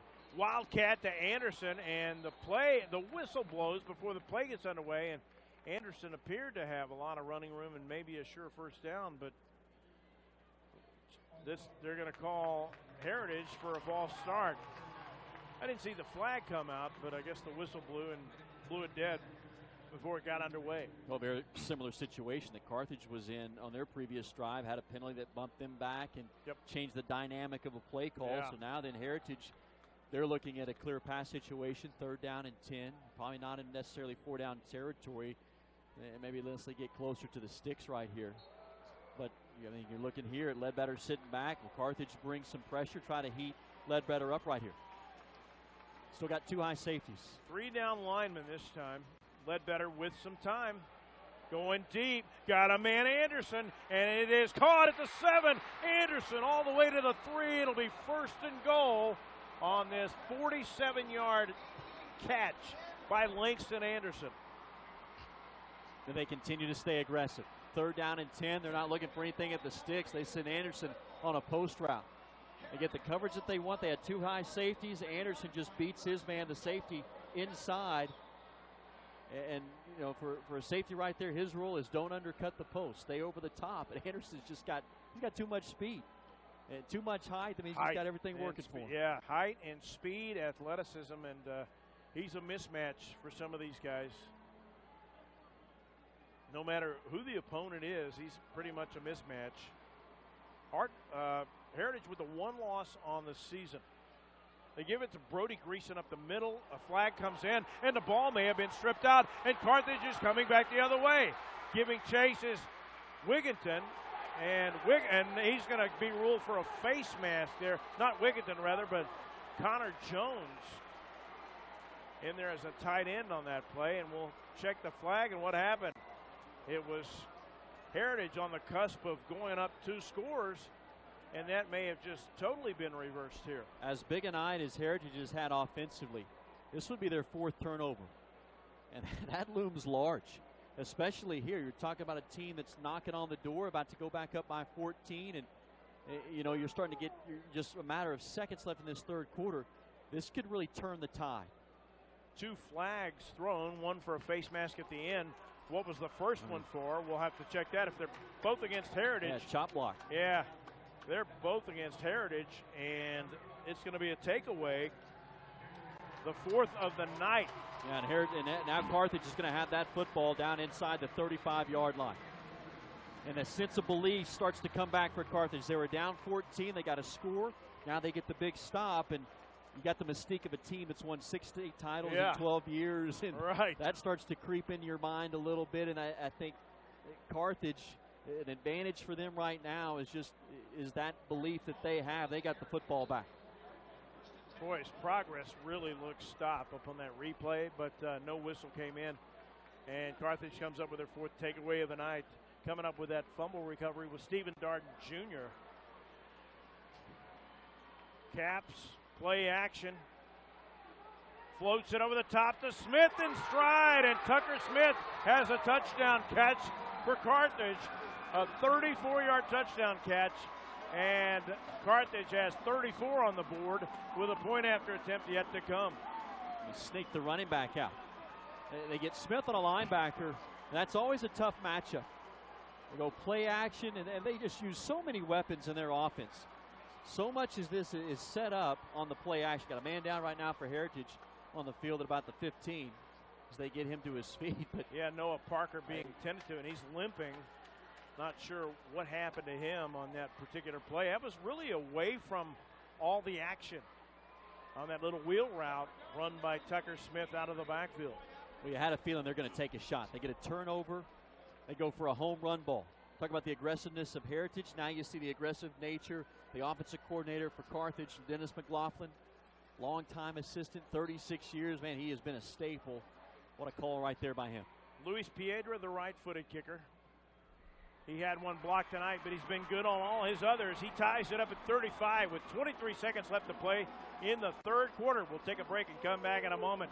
You're watching the Class 4A Division I Regional between Carthage and Heritage, presented by UIL on the NFHS Network.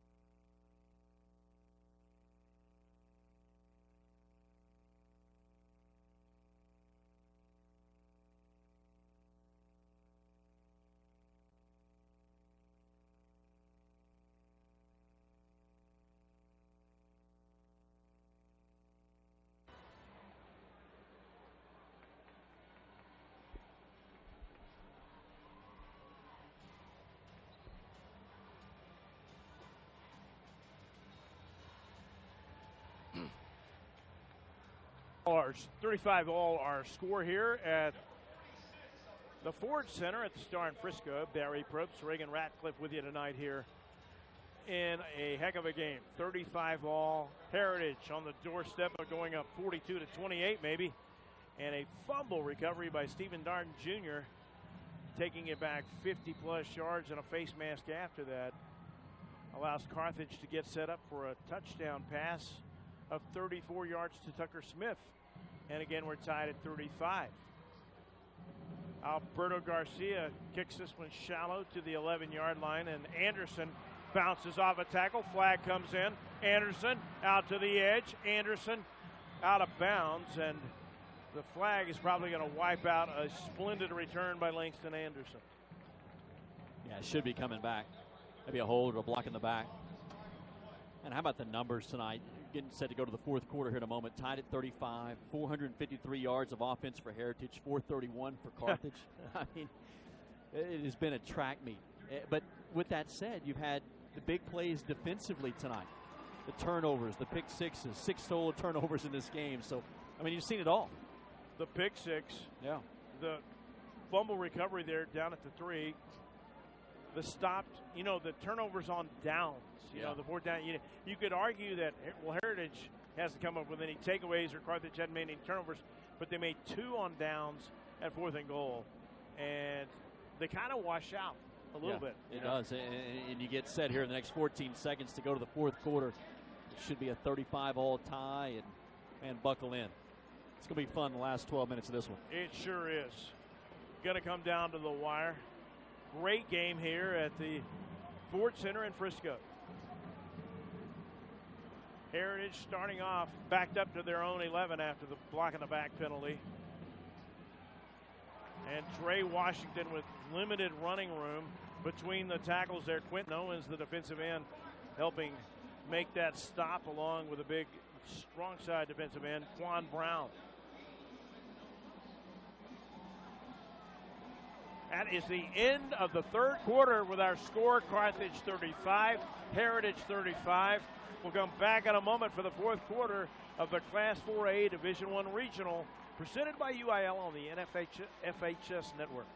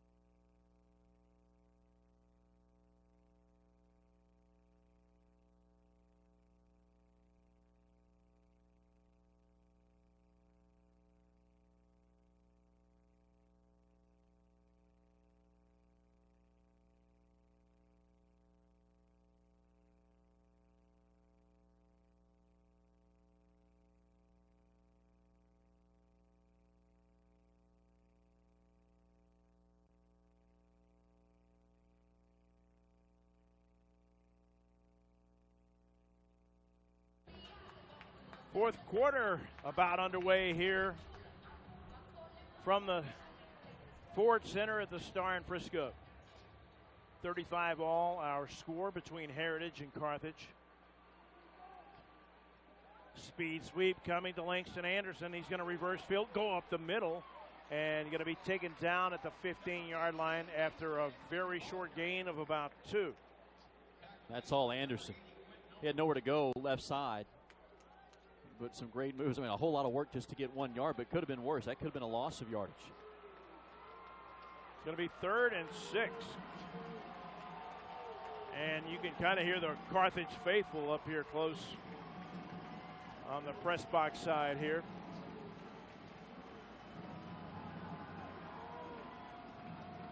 They were in the pistol, but well, how about the tight end splits out. We got empty set now. Got 77 in the slot. Ledbetter with a quick toss outside to Anderson, and running room ahead for Anderson, breaking tackles to the 32-yard line. He's got a pickup of 17, and he moves the chains again. We've said that quite a few times here tonight for Midlothian Heritage. There's a lot of moving parts on that play. Got 77, big offensive tackle out there in the slot. And he's on the line. He's covered. He's an eligible receiver, actually, on that play. But he draws attention over there. It's unusual. You're thinking something may be coming over here. Now, all of a sudden, they go backside to Anderson. I'm just so impressed with him and his ability tonight. I mean, you knew he was special as a receiver. I'm blown away by how he runs after the catch. Yeah. Fights for every ball. And, but that especially, running after the catch out wide. Ledbetter going deep. Too deep. Trying to hook up with Wilkerson again out there on the fly pattern. It goes too long and incomplete. 2nd and 10. Well, when it's not Anderson, they're trying to find their home run hitter in Wilkerson as well. He's been there at times tonight.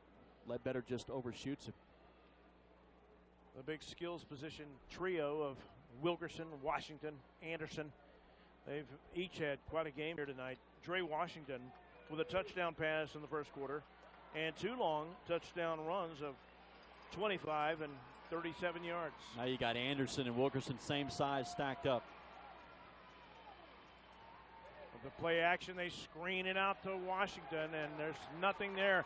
The Bulldog D sniffs it out and holds the Jaguars to a 1-yard gain, bringing up 3rd and long. Well, defending the screen all starts with the defensive line. And something's up when you don't feel, when you notice an offensive lineman just letting you go and you're able to rush that quarterback, that signals that defensive lineman, hey, sit down. Yeah. There's a screen coming, something's up, and they do a great job of that. They have those offensive linemen just let them go, and Carthage is not full. That's great discipline on their part. And then you got a bunch of Bulldogs getting to the party. They make the tackle, sets up Heritage at 3rd and long. Well coached by this Darren Preston, the defensive coordinator of Carthage.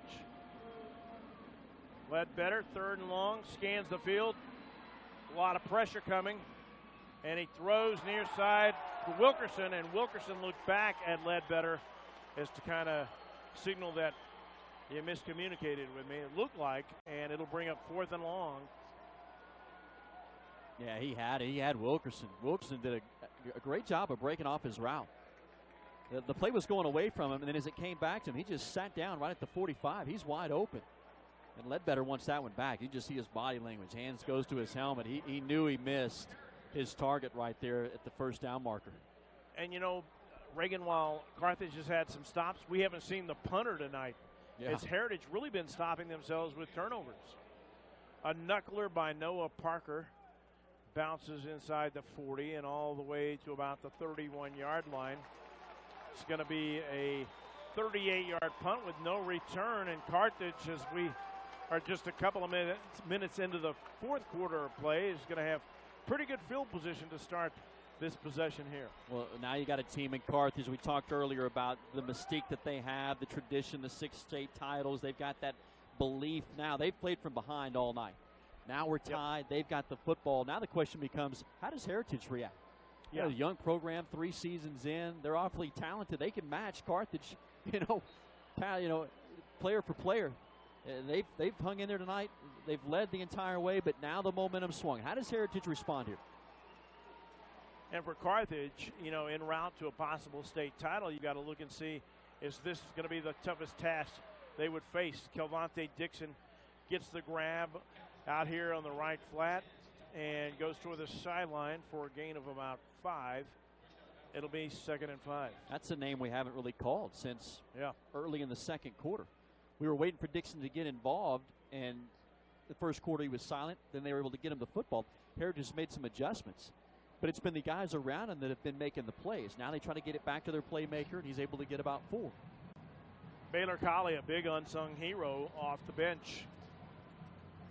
Heritage peeling back here, and Dixon on the reverse has a block outside, and Dixon tripped up as he crosses the 45-yard line. And it looked like out there making the tackle might have been Braden Wright. They may catch a hold right here. I thought Roe Garrett had a great block. There's a flag at the 40-yard line. Now that all of a sudden, a hold. Yeah, it is. If they're going to call it on Garrett, I'd like to see the replay where his hands were. I thought he was locked up pretty good, just trying to shield that defender. We'll get a look at it here.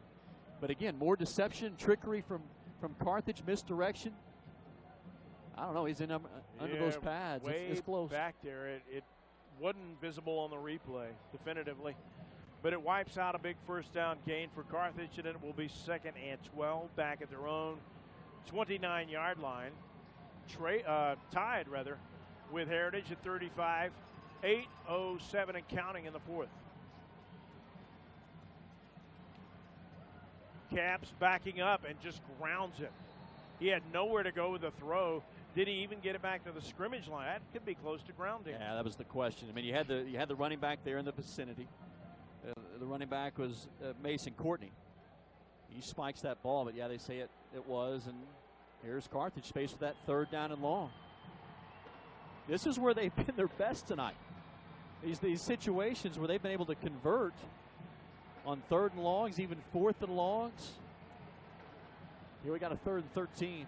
Got Dixon in the slot right. They go trips to that wide side. Tell you, they got to watch those. Colley. He's been big tonight. And they've got him singled up man-to-man with a high safety over the top right there. Leighton Smith, the defensive end, had been waving his arms to the crowd to get them involved. And Leighton Smith in on pressure against Capps, and Capps just has to fling it out of bounds. That could really be grounding. We'll see if the official throws a flag late. I don't see one coming out, but Capps had no one there, and he was in the pocket. Well, we just got our answer for Heritage. You know, asking how would they respond after Carthage makes that stop. What do? They get a 3 and out. Now they're going to get the football back and got a chance to have great field position.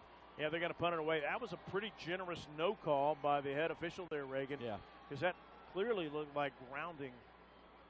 I mean, obviously, his intent there is to throw it away. The only receiver, they had a receiver that was streaking down the sideline, but I guess they're considering that he was at least in the vicinity, but he had to have been a good 15 yards away from the ball. I don't know what vicinity. And we have a flag. It's going to be a delay of game against Carthage. Yeah. The back judge threw it. They don't even get to the line, really, and it's going to be 5 yards back that Tucker Smith will have to punt it away.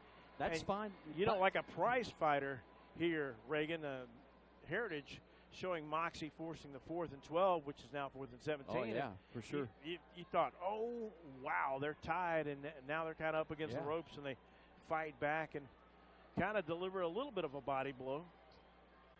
Tucker Smith with a rush in his face. He gets it away.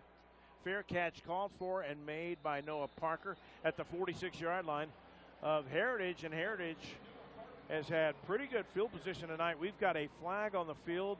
We'll check this. Is it an in-transition penalty against one of the teams?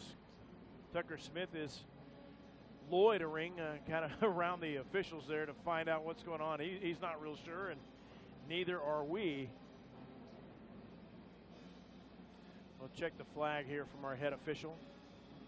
As a special team student, a lot of times you don't mind that penalty.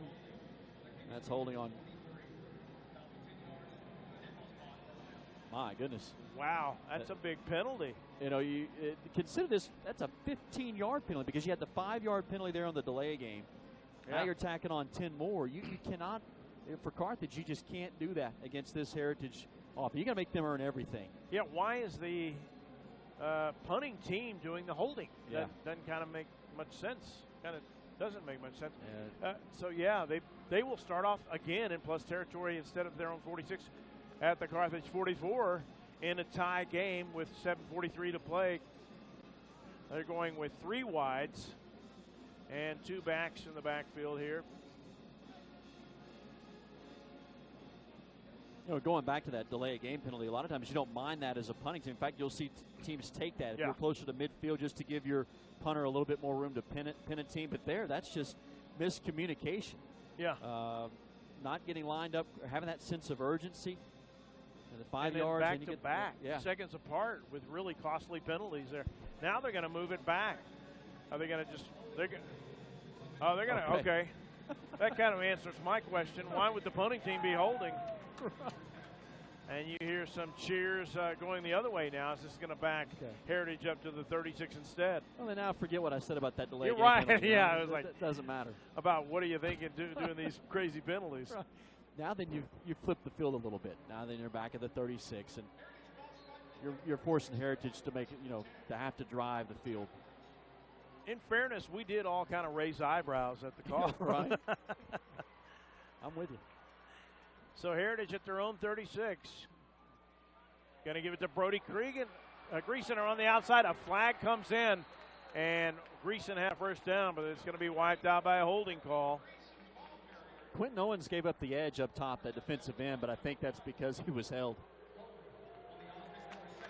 Wow. So back-to-back holding calls against Heritage after they force a punt on 4th and long. You can see it right there. Yeah. Owens being held. That's Washington. Dre Washington, who I think the running back who was leading the way. I love his aggressiveness, but he kind of gets Owens hooked right there, calling for the hold. Yeah, and it was indeed a hook, as you saw the head official just signal like a hook to the sideline. So 1st and 10 becomes 1st and 20 after another holding penalty. Can Heritage overcome this? They have made scores of big plays tonight.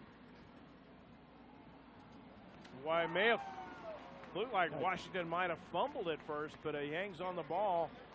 They had some difficulty getting the exchange. The handoff did Ledbetter in Washington. Got to be careful. That mesh point, quarterback, running back, trying to get on the zone read, and yeah, the quarterback right there, and Ledbetter just holding on a little bit too long, and nearly ends up costing them another turnover. They've already turned the ball over 4 times tonight. Big stacked set, like a wishbone formation of receivers out wide. Maybe a double pass. Dre Washington looking to go long. He's got Wilkerson in traffic, and Wilkerson in the middle of 3 defenders jumps up and makes the catch at the 45-yard line. A big gain of 35 yards there on 1st and 20. Our 2nd and 19, rather. What a play call there by Cooper Crowell. Now, the formation signaled something was up. You felt like it's going to be a double pass, and it sure was. And Carthage had the coverage. I mean, 3 red jerseys surrounding Wilkerson down there. But a lot like Ledbetter, I mean, he's got that ability to sky, and he times that jump perfectly. Comes down with a huge pickup. So the Jaguars pull a rabbit out of the hat on 2nd and long. Ledbetter fakes the handoff and screens it out to Washington. Washington trying to evade a tackle and can only get about 2 or 3 yards before he is pulled down by the cornerback Ja'Cory Ware. Yeah, that's one of the few times tonight where Ware's been able to set the edge, stay outside, and he makes the tackle. He had a chance for a no gain. Credit Washington, continue to drive and almost fall backwards for 3. Halfway through the 4th quarter here, tied at 35. Carthage showing pressure off that edge. Now they'll audible out of this, see if Carthage stays back. 2nd and 7. Ledbetter barely gets the handoff to Washington, and he's met by a host of red shirts as he gets to about the 40-yard line. They're going to give him progress to the 39. It's going to be a gain of 3 and bring up 3rd and manageable, about 3 or 4 needed. Carthage is really committed more and more to bringing the outside linebackers off the edge. You can see a lot of that with a 3-4 defensive look. You just wonder at some point, maybe in a 3rd and short situation, they fake that zone and maybe find that receiver on a little bubble screen. Then you got one-on-one against a safety who's playing a little bit deeper. And Ledbetter splits out wide. Anderson on the Wildcat trying to get yardage out to the boundary side, and there's not much there for him. He gets a short gain of about 2, and it is going to be 4th and about 2.5 to 3 coming up here for the Jaguars. Kind of in that no man's land. Maybe too long for Matt Stanton to kick a field goal, and you would leave them with really good field position if you tried it and missed it. I think they were thinking right there 4-down territory. Yeah. With Anderson back there at the Wildcat, you're signaling to the defense what you're doing. So there was no mystery right there, and Carthage played it perfectly. Now they're going to spread them out. 4th and 3. Here's your play of the game. The Jaguars have proved they can make the out of the ordinary play. Can they make the routine play and convert? Ledbetter chased out, going downfield long, got a man caught at the 12-yard line. A grab by Jay Wilkerson has them another 1st down inside the red zone. It's a pickup of 26 and a 1st down. Scott Surratt wants a push. I'd like to see a replay here if we Wilkerson. I thought Wilkerson might have given himself a little bit of space there on that. How about Ledbetter? I mean, the play was designed to go to his left. He comes back to his right. I don't know if we'll see it. That's a great catch by Wilkerson, but I think he got away with just a slight, just enough of a push to make that catch. Pickup of 28. They're going to mark him down at the 10. I guess Wilkerson with his wiry, lengthy body stretched forward all the way to the 10.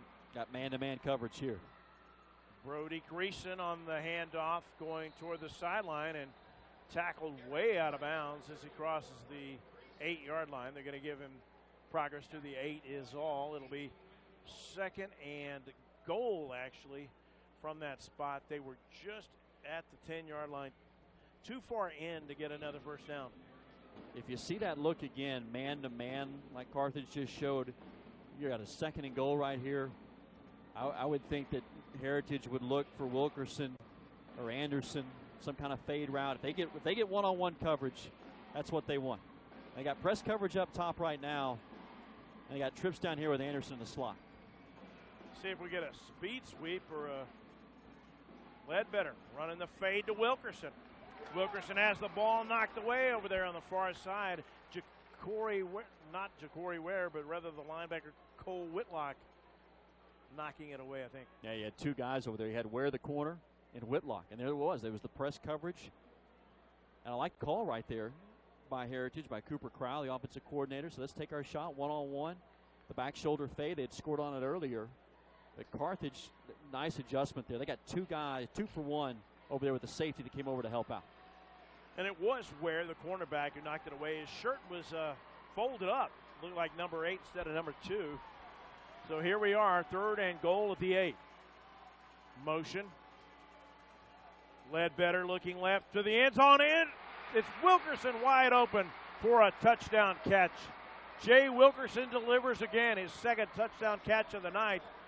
And the Jaguars of Heritage go up 41-35 with 4:10 to play in the contest. Now they motion Anderson on that play. Then you got the dynamic duo on one side all of a sudden. You got Anderson along with the guy right there with the touchdown pass and Wilkerson. But it's a rub route. Anderson runs that out pattern, and then Wilkerson just slips in behind him on the little short slant. Matt Stanton, 6 of 6 on extra points on the night. He almost boots it up in the walkway in the parapet, and he gives the Jaguars 42-35 lead with 4:10 to play. We'll take a break and come back in a moment. You're watching the Class 4A Division I Regional between Carthage and Heritage, presented by the UIL on the NFHS Network.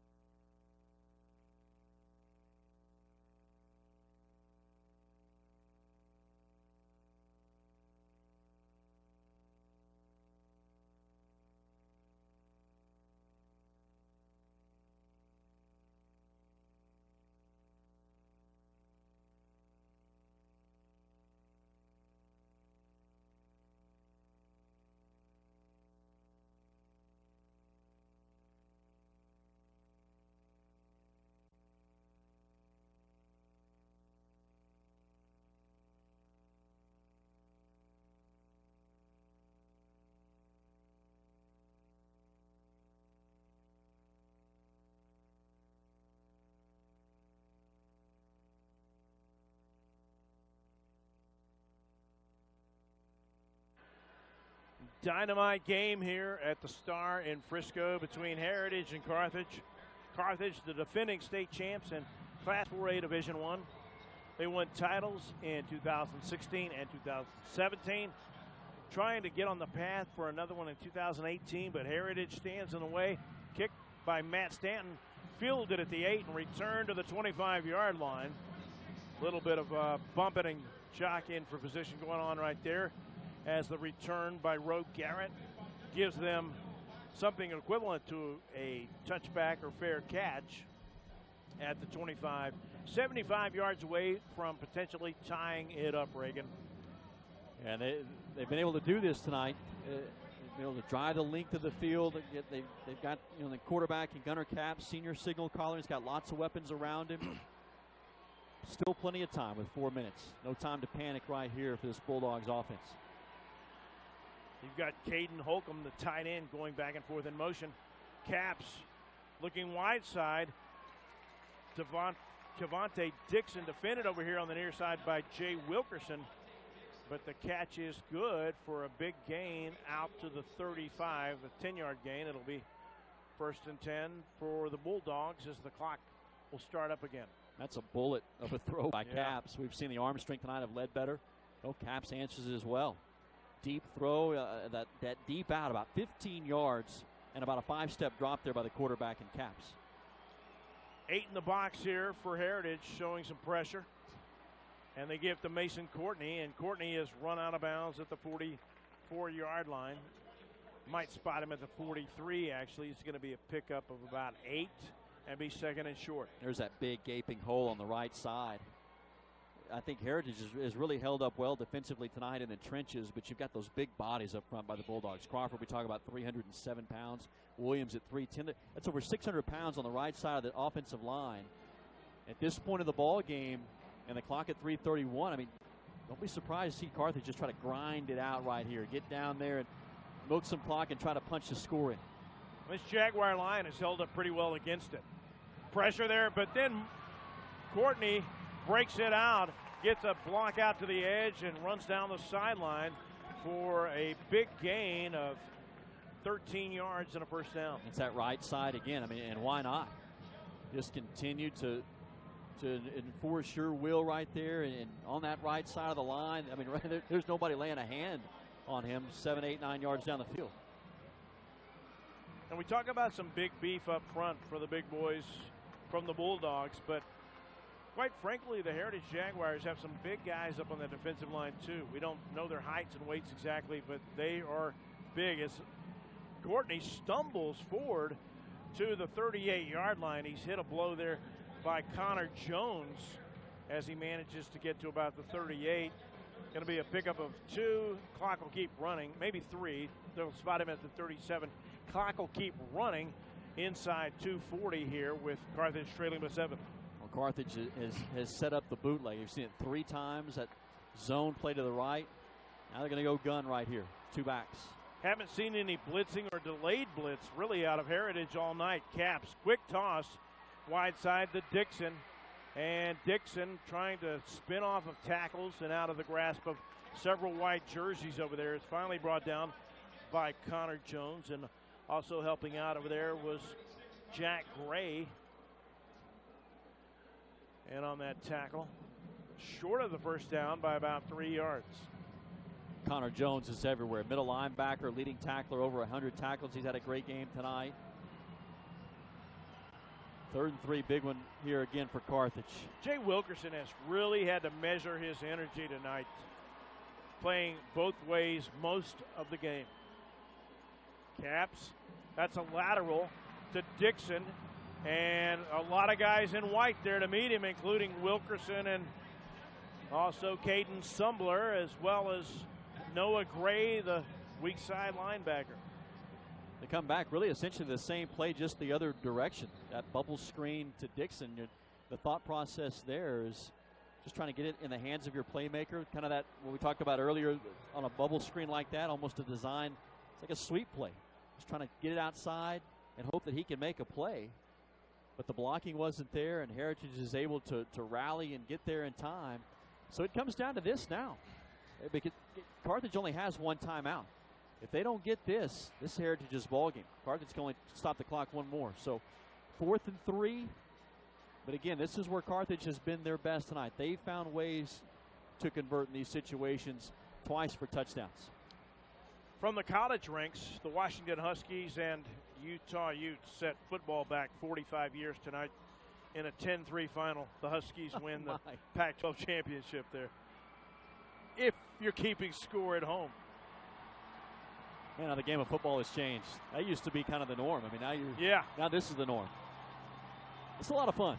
Big 4th down play. Carthage is 2 of 5 on the night. That's a lot of 4th down opportunities. Put Dixon in the short side here. 3 of them in the red zone on 4th and goal. At the 32, Caps throws near side. It's caught. Breaking a tackle down the sideline. Dixon to the 10. and tackled short of the goal line at about the 2, maybe still in bounds. That's key if he's still in bounds, because the clock would start back up. And we're down to 1:17. That's pitch and catch right there. That is a big blow for Carthage there, as Kelvontae Dixon was slow to get up. He's coming off the field. That's a big playmaker taken out of the equation again. Well, good read on the coverage. They're giving Dixon a lot of cushion right there. You got 3 yards to get, and so they just go quick little hitch route. Yeah. He settles down about 4 yards right at the sticks, and then after that, Dixon goes and makes a play. He's one-on-one. He slips inside, makes the guy miss, then he's off to the races. He's got to be out for this play, then he can get back in. Tucker Smith is a starter, but Mason Courtney may have seen more action tonight. He comes in there for him now, and they've got a big man in the backfield with him. And Mason trips and falls, kind of lost his footing, may have slid down back at the 6-yard line, and the clock continues to run. 46 seconds and counting here. And Carthage with 1 timeout left. Wholesale changes coming on the field for the Bulldogs, including Kelvontae Dixon. That's great news for the Bulldogs here, as he's able to go back out there and give it a whirl on this 2nd and goal play from the 7. Carthage not showing a lot of urgency as we're under a half minute to play. 1 back set. Double tight end set. It looks like Caps with time. Now flushed, pressured. Caps is going to be pulled down. It's going to be picked off. And the Bulldogs' run for another state title is going to come to an end. That is picked off by who else? Jay Wilkerson. No, Cade Sumbler, I beg your pardon. There's a flag down here at the 15. Now the question becomes, was Caps roughed? That Carthage offense is going to stay. Horse collar? This looks like this Carthage offense is going to stay on the field. I mean, he threw it up. He threw up a prayer right as he had a defender in his face. So, yeah, that question becomes roughing the passer, a horse collar. But Carthage is going to have an answered prayer right here. They're going to get, horse collar. They're going to get another shot at this. Wow, hands to the head. Oh, my. He didn't really call it a horse collar. He called hands to the head by the defender there. And that's going to give Carthage new life. So instead of an interception by Gunner Caps, Carthage will get a first down. They've only got time for 1 or 2 plays here, I would think, from the 4-yard line. The infraction occurred at the 8. It's Courtney coming out and Tucker Smith coming on. Yeah, you got 2 shots at it right here with 8 seconds in the timeout. Going to go no back. Always interesting here. How does the defense react? Do they try to heat Caps up here and bring heat? Bring the pressure. Empty set, 5 wides. Caps in the gun. Caps slant pattern.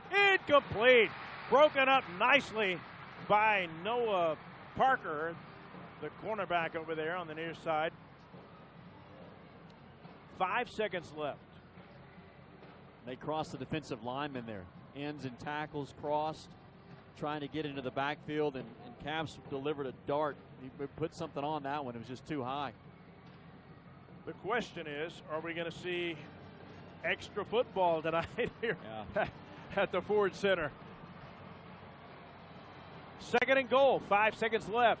Time for another play or 2. Caps pump fakes, throws to the end zone, and it is knocked away, broken up. Great defense over here in the near side. I think it was Nathan Parrish who broke it up. It was. That game clock operator got 1 second left. Second left. Everybody stomach sinking to the pit of their hips right here between both the Carthage fan base and the Jaguar faithful on the far side.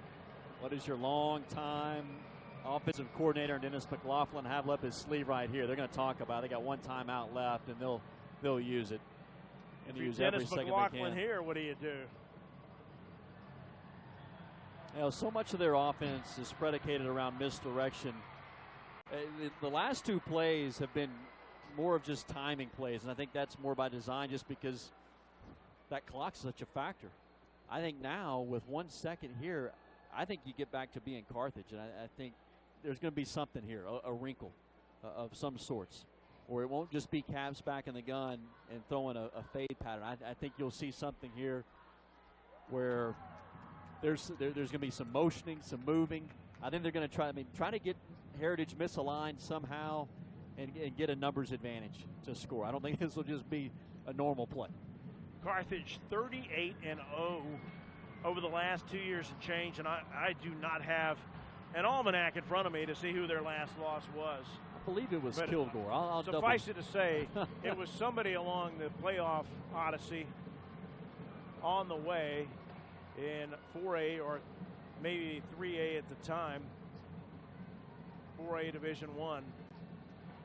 But tonight, the Heritage Jaguars, who lost a heartbreaker here last year, late in the game to Kennedale, trying to make amends for it here.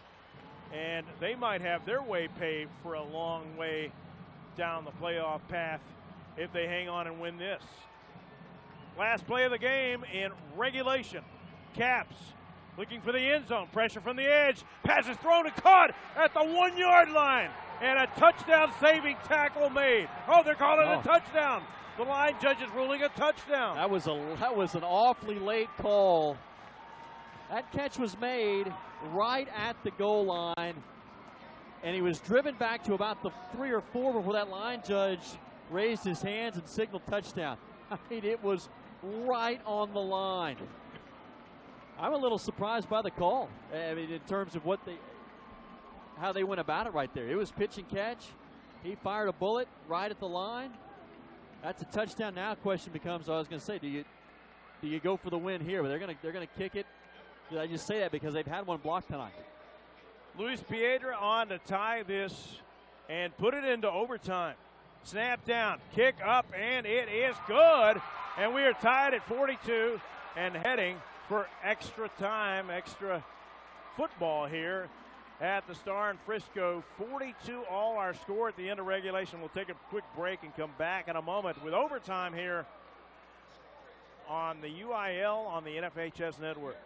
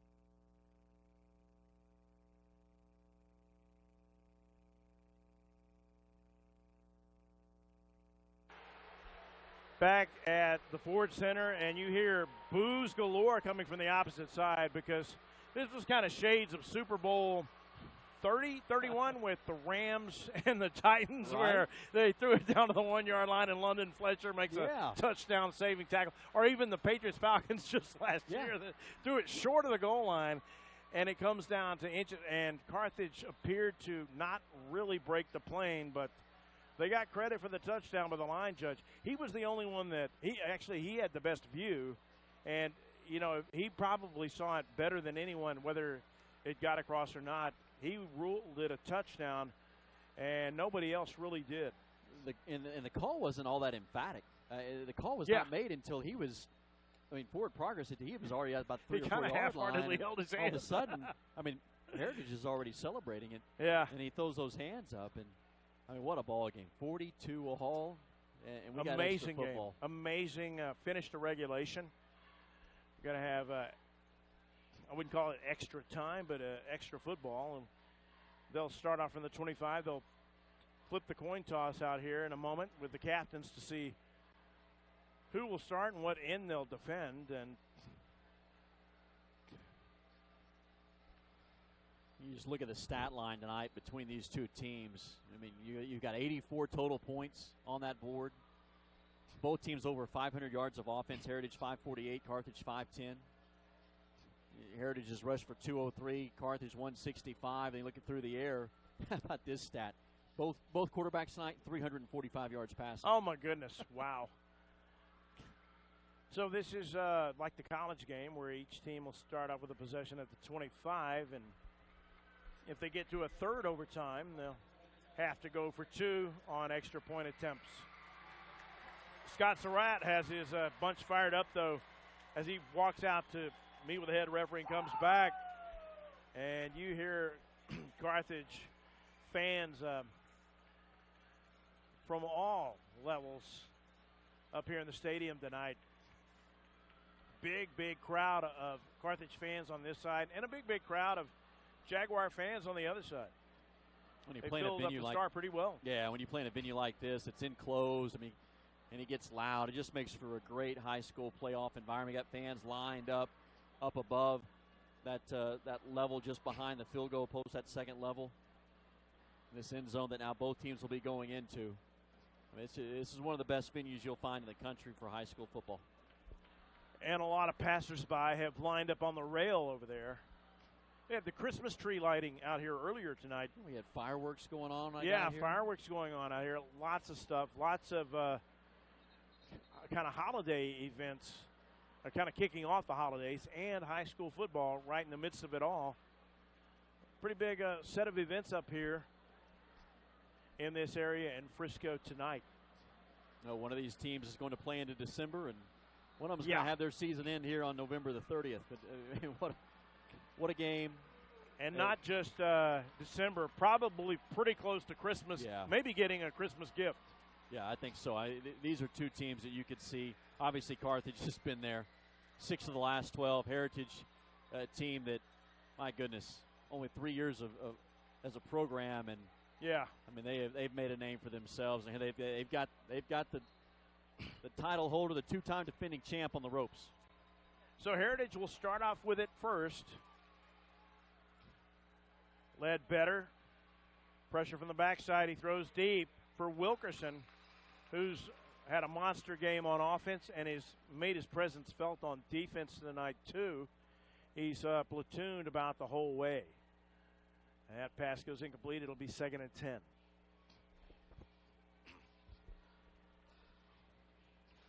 (42-42) our score here as we start, dare I say, the first overtime. I'm just going to throw that out there, the first overtime. I've been here for a double overtime filler with this Carthage team and played China Spring a couple of years ago. Ledbetter, swing toss to Langston Anderson. Anderson breaking a tackle. Anderson still on his feet and dragged out of bounds at about the 20-yard line. Going to be 3rd and 5 coming up for the Jaguars. And there's a flag down on the far side of the field. I don't know if we got a hold on Heritage on that. If they did, it's Brody Greason.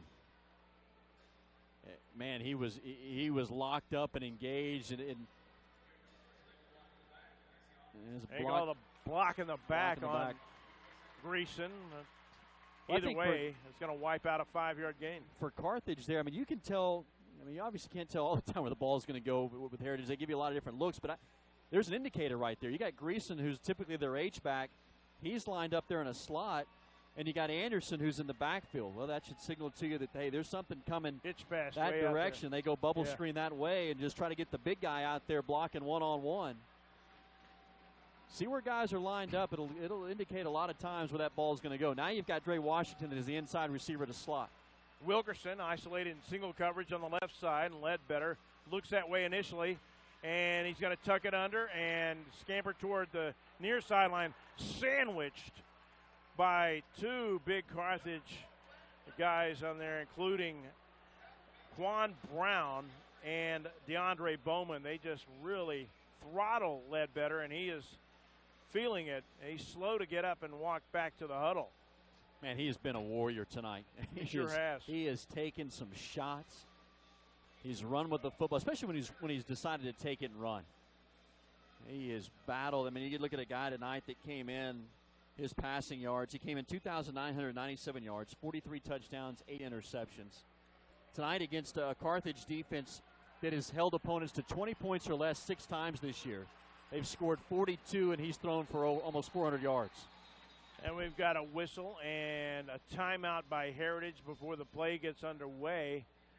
We'll keep it here in our overtime session, tied at 42. It's 3rd and 8, and Ledbetter in obvious pain there, lunging over, trying to kind of catch his breath. Looked like he probably got the breath knocked out of him. He just got sandwiched so hard by both those defenders, Bowman and Quan Brown. That's a senior quarterback just laying it all on the line. Yeah.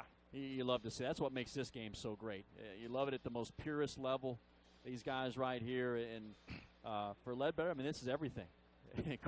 Playing this 2-time defending state champions, and he's just played a whale of a ball game, and the guys around him. We talk so much about the skill guys, but I think a lot of credit too needs to go those linemen up front.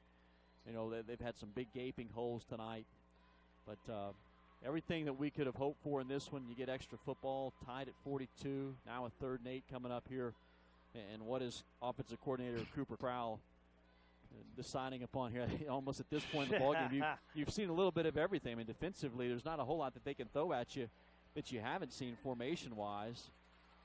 Go back to what we talked about a moment ago. I think the key here for Carthage is just understanding where are guys lined up. Does that indicate at all as to what they might be looking to do, and being able to key on certain players like Dre Washington and know where Anderson is on the field?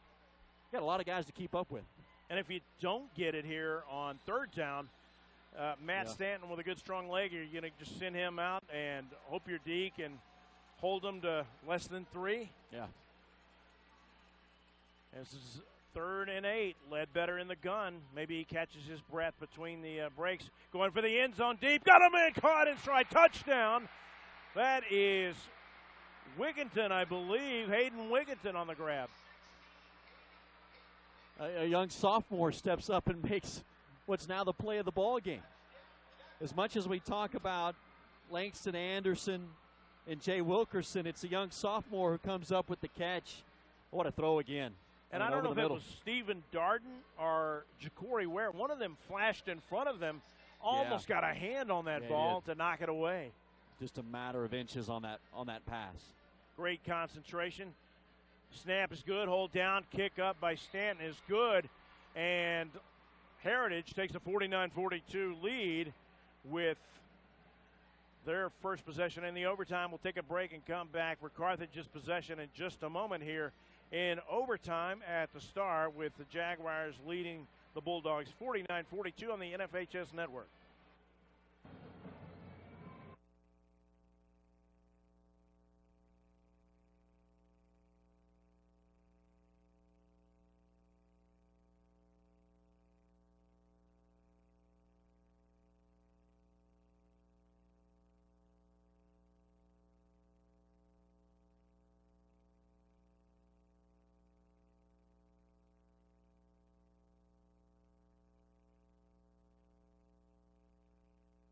Well, we hope that Kel Williams is okay. He went out in the first half and never came back. He's not even on the sideline with his team. It was Alan Campos on that last play who almost knocked the ball away on that touchdown pass. Gunnar Capps on 1st down. He's looking deep, and he's got a man caught. Oh, knocked away beautifully. Wow. It was a great grab made initially over there on the near side, I think by Holcomb, unless it was Hunter Hill, the tight end, and he wasn't able to. It was Hunter Hill, and he had the catch, and just a great play made by the defender there to knock it out before he comes down and secures it. That's Connor Jones, the linebacker, was able to get over there and jar that loose. A flag flies. I think we may have a substitution penalty here against Carthage. No, a legal procedure is what it's going to be ruled. That'll back him up to the 30 and make it 2nd and 15. No, penalties tonight have really hurt both teams. That's 10 penalties for 75 yards for Carthage. Heritage has 9 for 79. That fourth quarter, I think most of them happened for each team there. I don't know if they're getting tired or what you attribute it to necessarily, but it seems like that's when the penalties started to kind of get bloated there a little bit. Well, they line up with a trip formation to the right side. From the left hash, Courtney in there as the tailback. Caps in the gun. And that one is knocked away. Coming in beautifully to bat it down was D'Angelo Freeman, the strong side linebacker, who they have not blitzed much tonight, and they put the blitz on there, and he was rushing in and jumped up in the passing lane to knock it away. 3rd down and 15, and here's where, Heritage has got a big advantage now. They know what's coming. Well, obviously a 4-down situation, but passing situation here for Carthage, they can bring some heat. Yeah, it's a full-out blitz coming, isn't it? I think so. I think they're going to try. I would expect them to try to heat him up a little bit right here. Get some pressure on him, make him uncomfortable. 3 down linemen and 3 linebackers with rapidity in their lips. Pressure coming, and Caps gets away from one man and throws. It's caught in stride at the 15, down to the 5, and knocked out of bounds there at the 4-yard line. What a grab made by Mason Courtney, because he kind of bobbled it at first. He gets the first down and gives Carthage new life there instead of 4th and long. And a sack evaded. It looked like John Sanders may have had Caps in his grasp at first. Tremendous job by Caps just to escape. And then what a grab by Courtney. Jack Gray, who had him in his mitts, couldn't hang on. Great escape by Caps. Gives to Courtney with running room. He's in the end zone for the touchdown. And they're a point away from tying it up with the defending state champs. Right when you think Carthage is down for the count, they come up with a big play. 3rd and 15. The senior signal caller in Cavs finds Courtney. And then do what you do best. You got 1st and goal at the 5. Run the football. And why not? In behind that right side of Tykees Crawford, the Baylor commit, the junior who's over 300 pounds, and Karsten Williams, who's buddy, who's only a sophomore over 300 pounds. You got these guys coming back next year. Yeah, is he going to beef up to about 330 by the time he's a senior? Unbelievable. Now here, how about this? This tells you here with a timeout that they're going for it. So that Scott Surratt is going to talk about this and consider to put the ball game on the line right here at 49-48. And win or lose, it's come down to this. This would totally shoot my theory about the second overtime. Right. It would end right here. You've seen some coaches do that. It depends on how spent your guys are. We saw Kel Williams depart in the first half, and we did see Kelvonte Dixon get shaken up for a little bit, even though he came back in that 4th quarter. But if he's running the gas gauge for his guys and thinks, are they spent? Are they at the spent level? And they very well may be. It's been a taxing feat for both teams tonight. Yeah, and here's where you talk about that. Here's where Heritage has really got to be locked in. If they're going forward here, they've got to play. They've worked on this. They're not over there trying to draw something up in the dirt. This is something Scott Surratt. Situations like this, they've worked on this time and time again, and waited for this moment. Said, all right, here we go. And so you got a feeling that they know what they want to do. Again, it comes back to alignment. Heritage has got to be dialed in. You're tired. That ball's on the left hash. Again, I think that tells you they know. And, it's kind of funny, though. The regional round for either team, might be their toughest battle the rest of the way, but it is a tough battle. They're going to go with a one-back Dixon, a home run threat, I formation. He's deep in the backfield. Some motion there. This is it. Sweep toss to the end zone. 2-point conversion. Good. Carthage wins it in overtime, 50-49. And for the second straight year, Heritage denied by a 1-point loss at the Star in Frisco. And visibly upset are the Jaguars there out on the field. But a heck of a battle between both of these teams tonight as they tally 99 between them. They've run option tonight, I want to say almost every time. When Dixon is lined up in the backfield, it's been the fake the dive one direction and then come back option the other way. Yeah. And there was, based on the formation and alignment, the key tells you, hey, be aware, here it comes. And sure enough, you got to feel like they're going to try to get the ball into number 10's hands. And it was option, and it was a foot race to the goal line, and Dixon won it. What a ball game. This was a heck of a ball game. This was almost the championship prelude to the championship. I mean, these two heavyweights duking it out en route to a 50-49 epic battle at the Star. I don't know how many of these Heritage and Lee Wigginton have in them, to tell you the truth.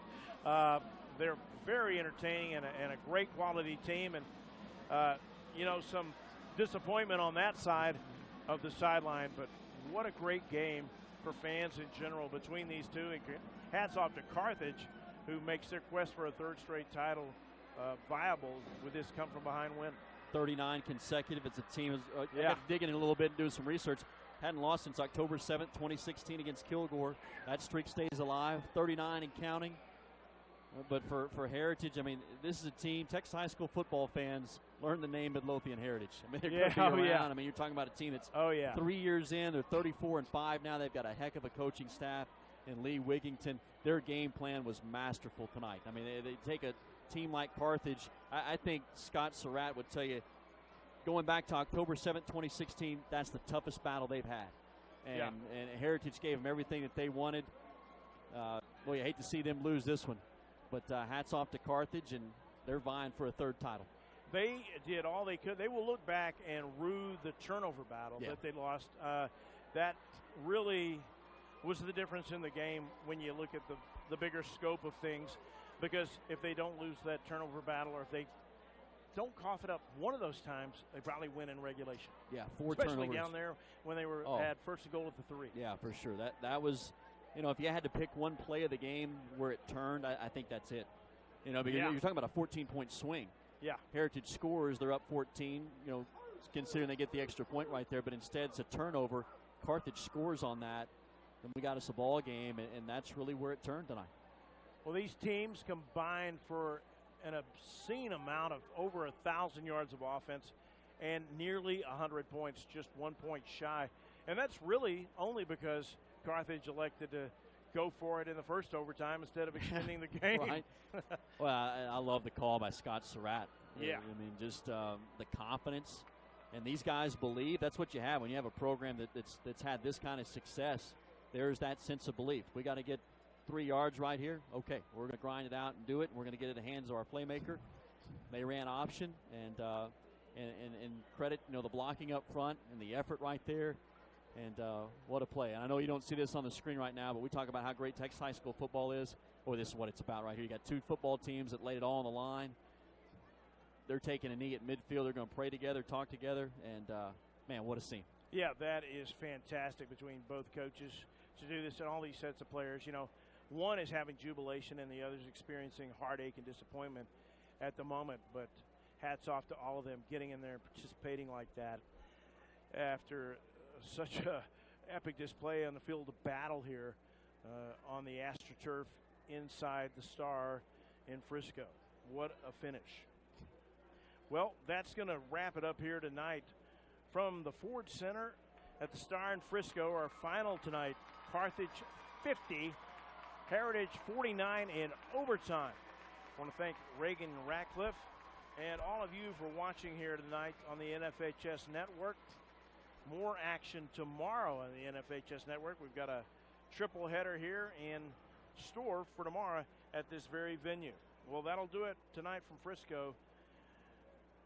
For Reagan Ratcliffe, I'm Barry Probst saying so long tonight from the Ford Center in Frisco.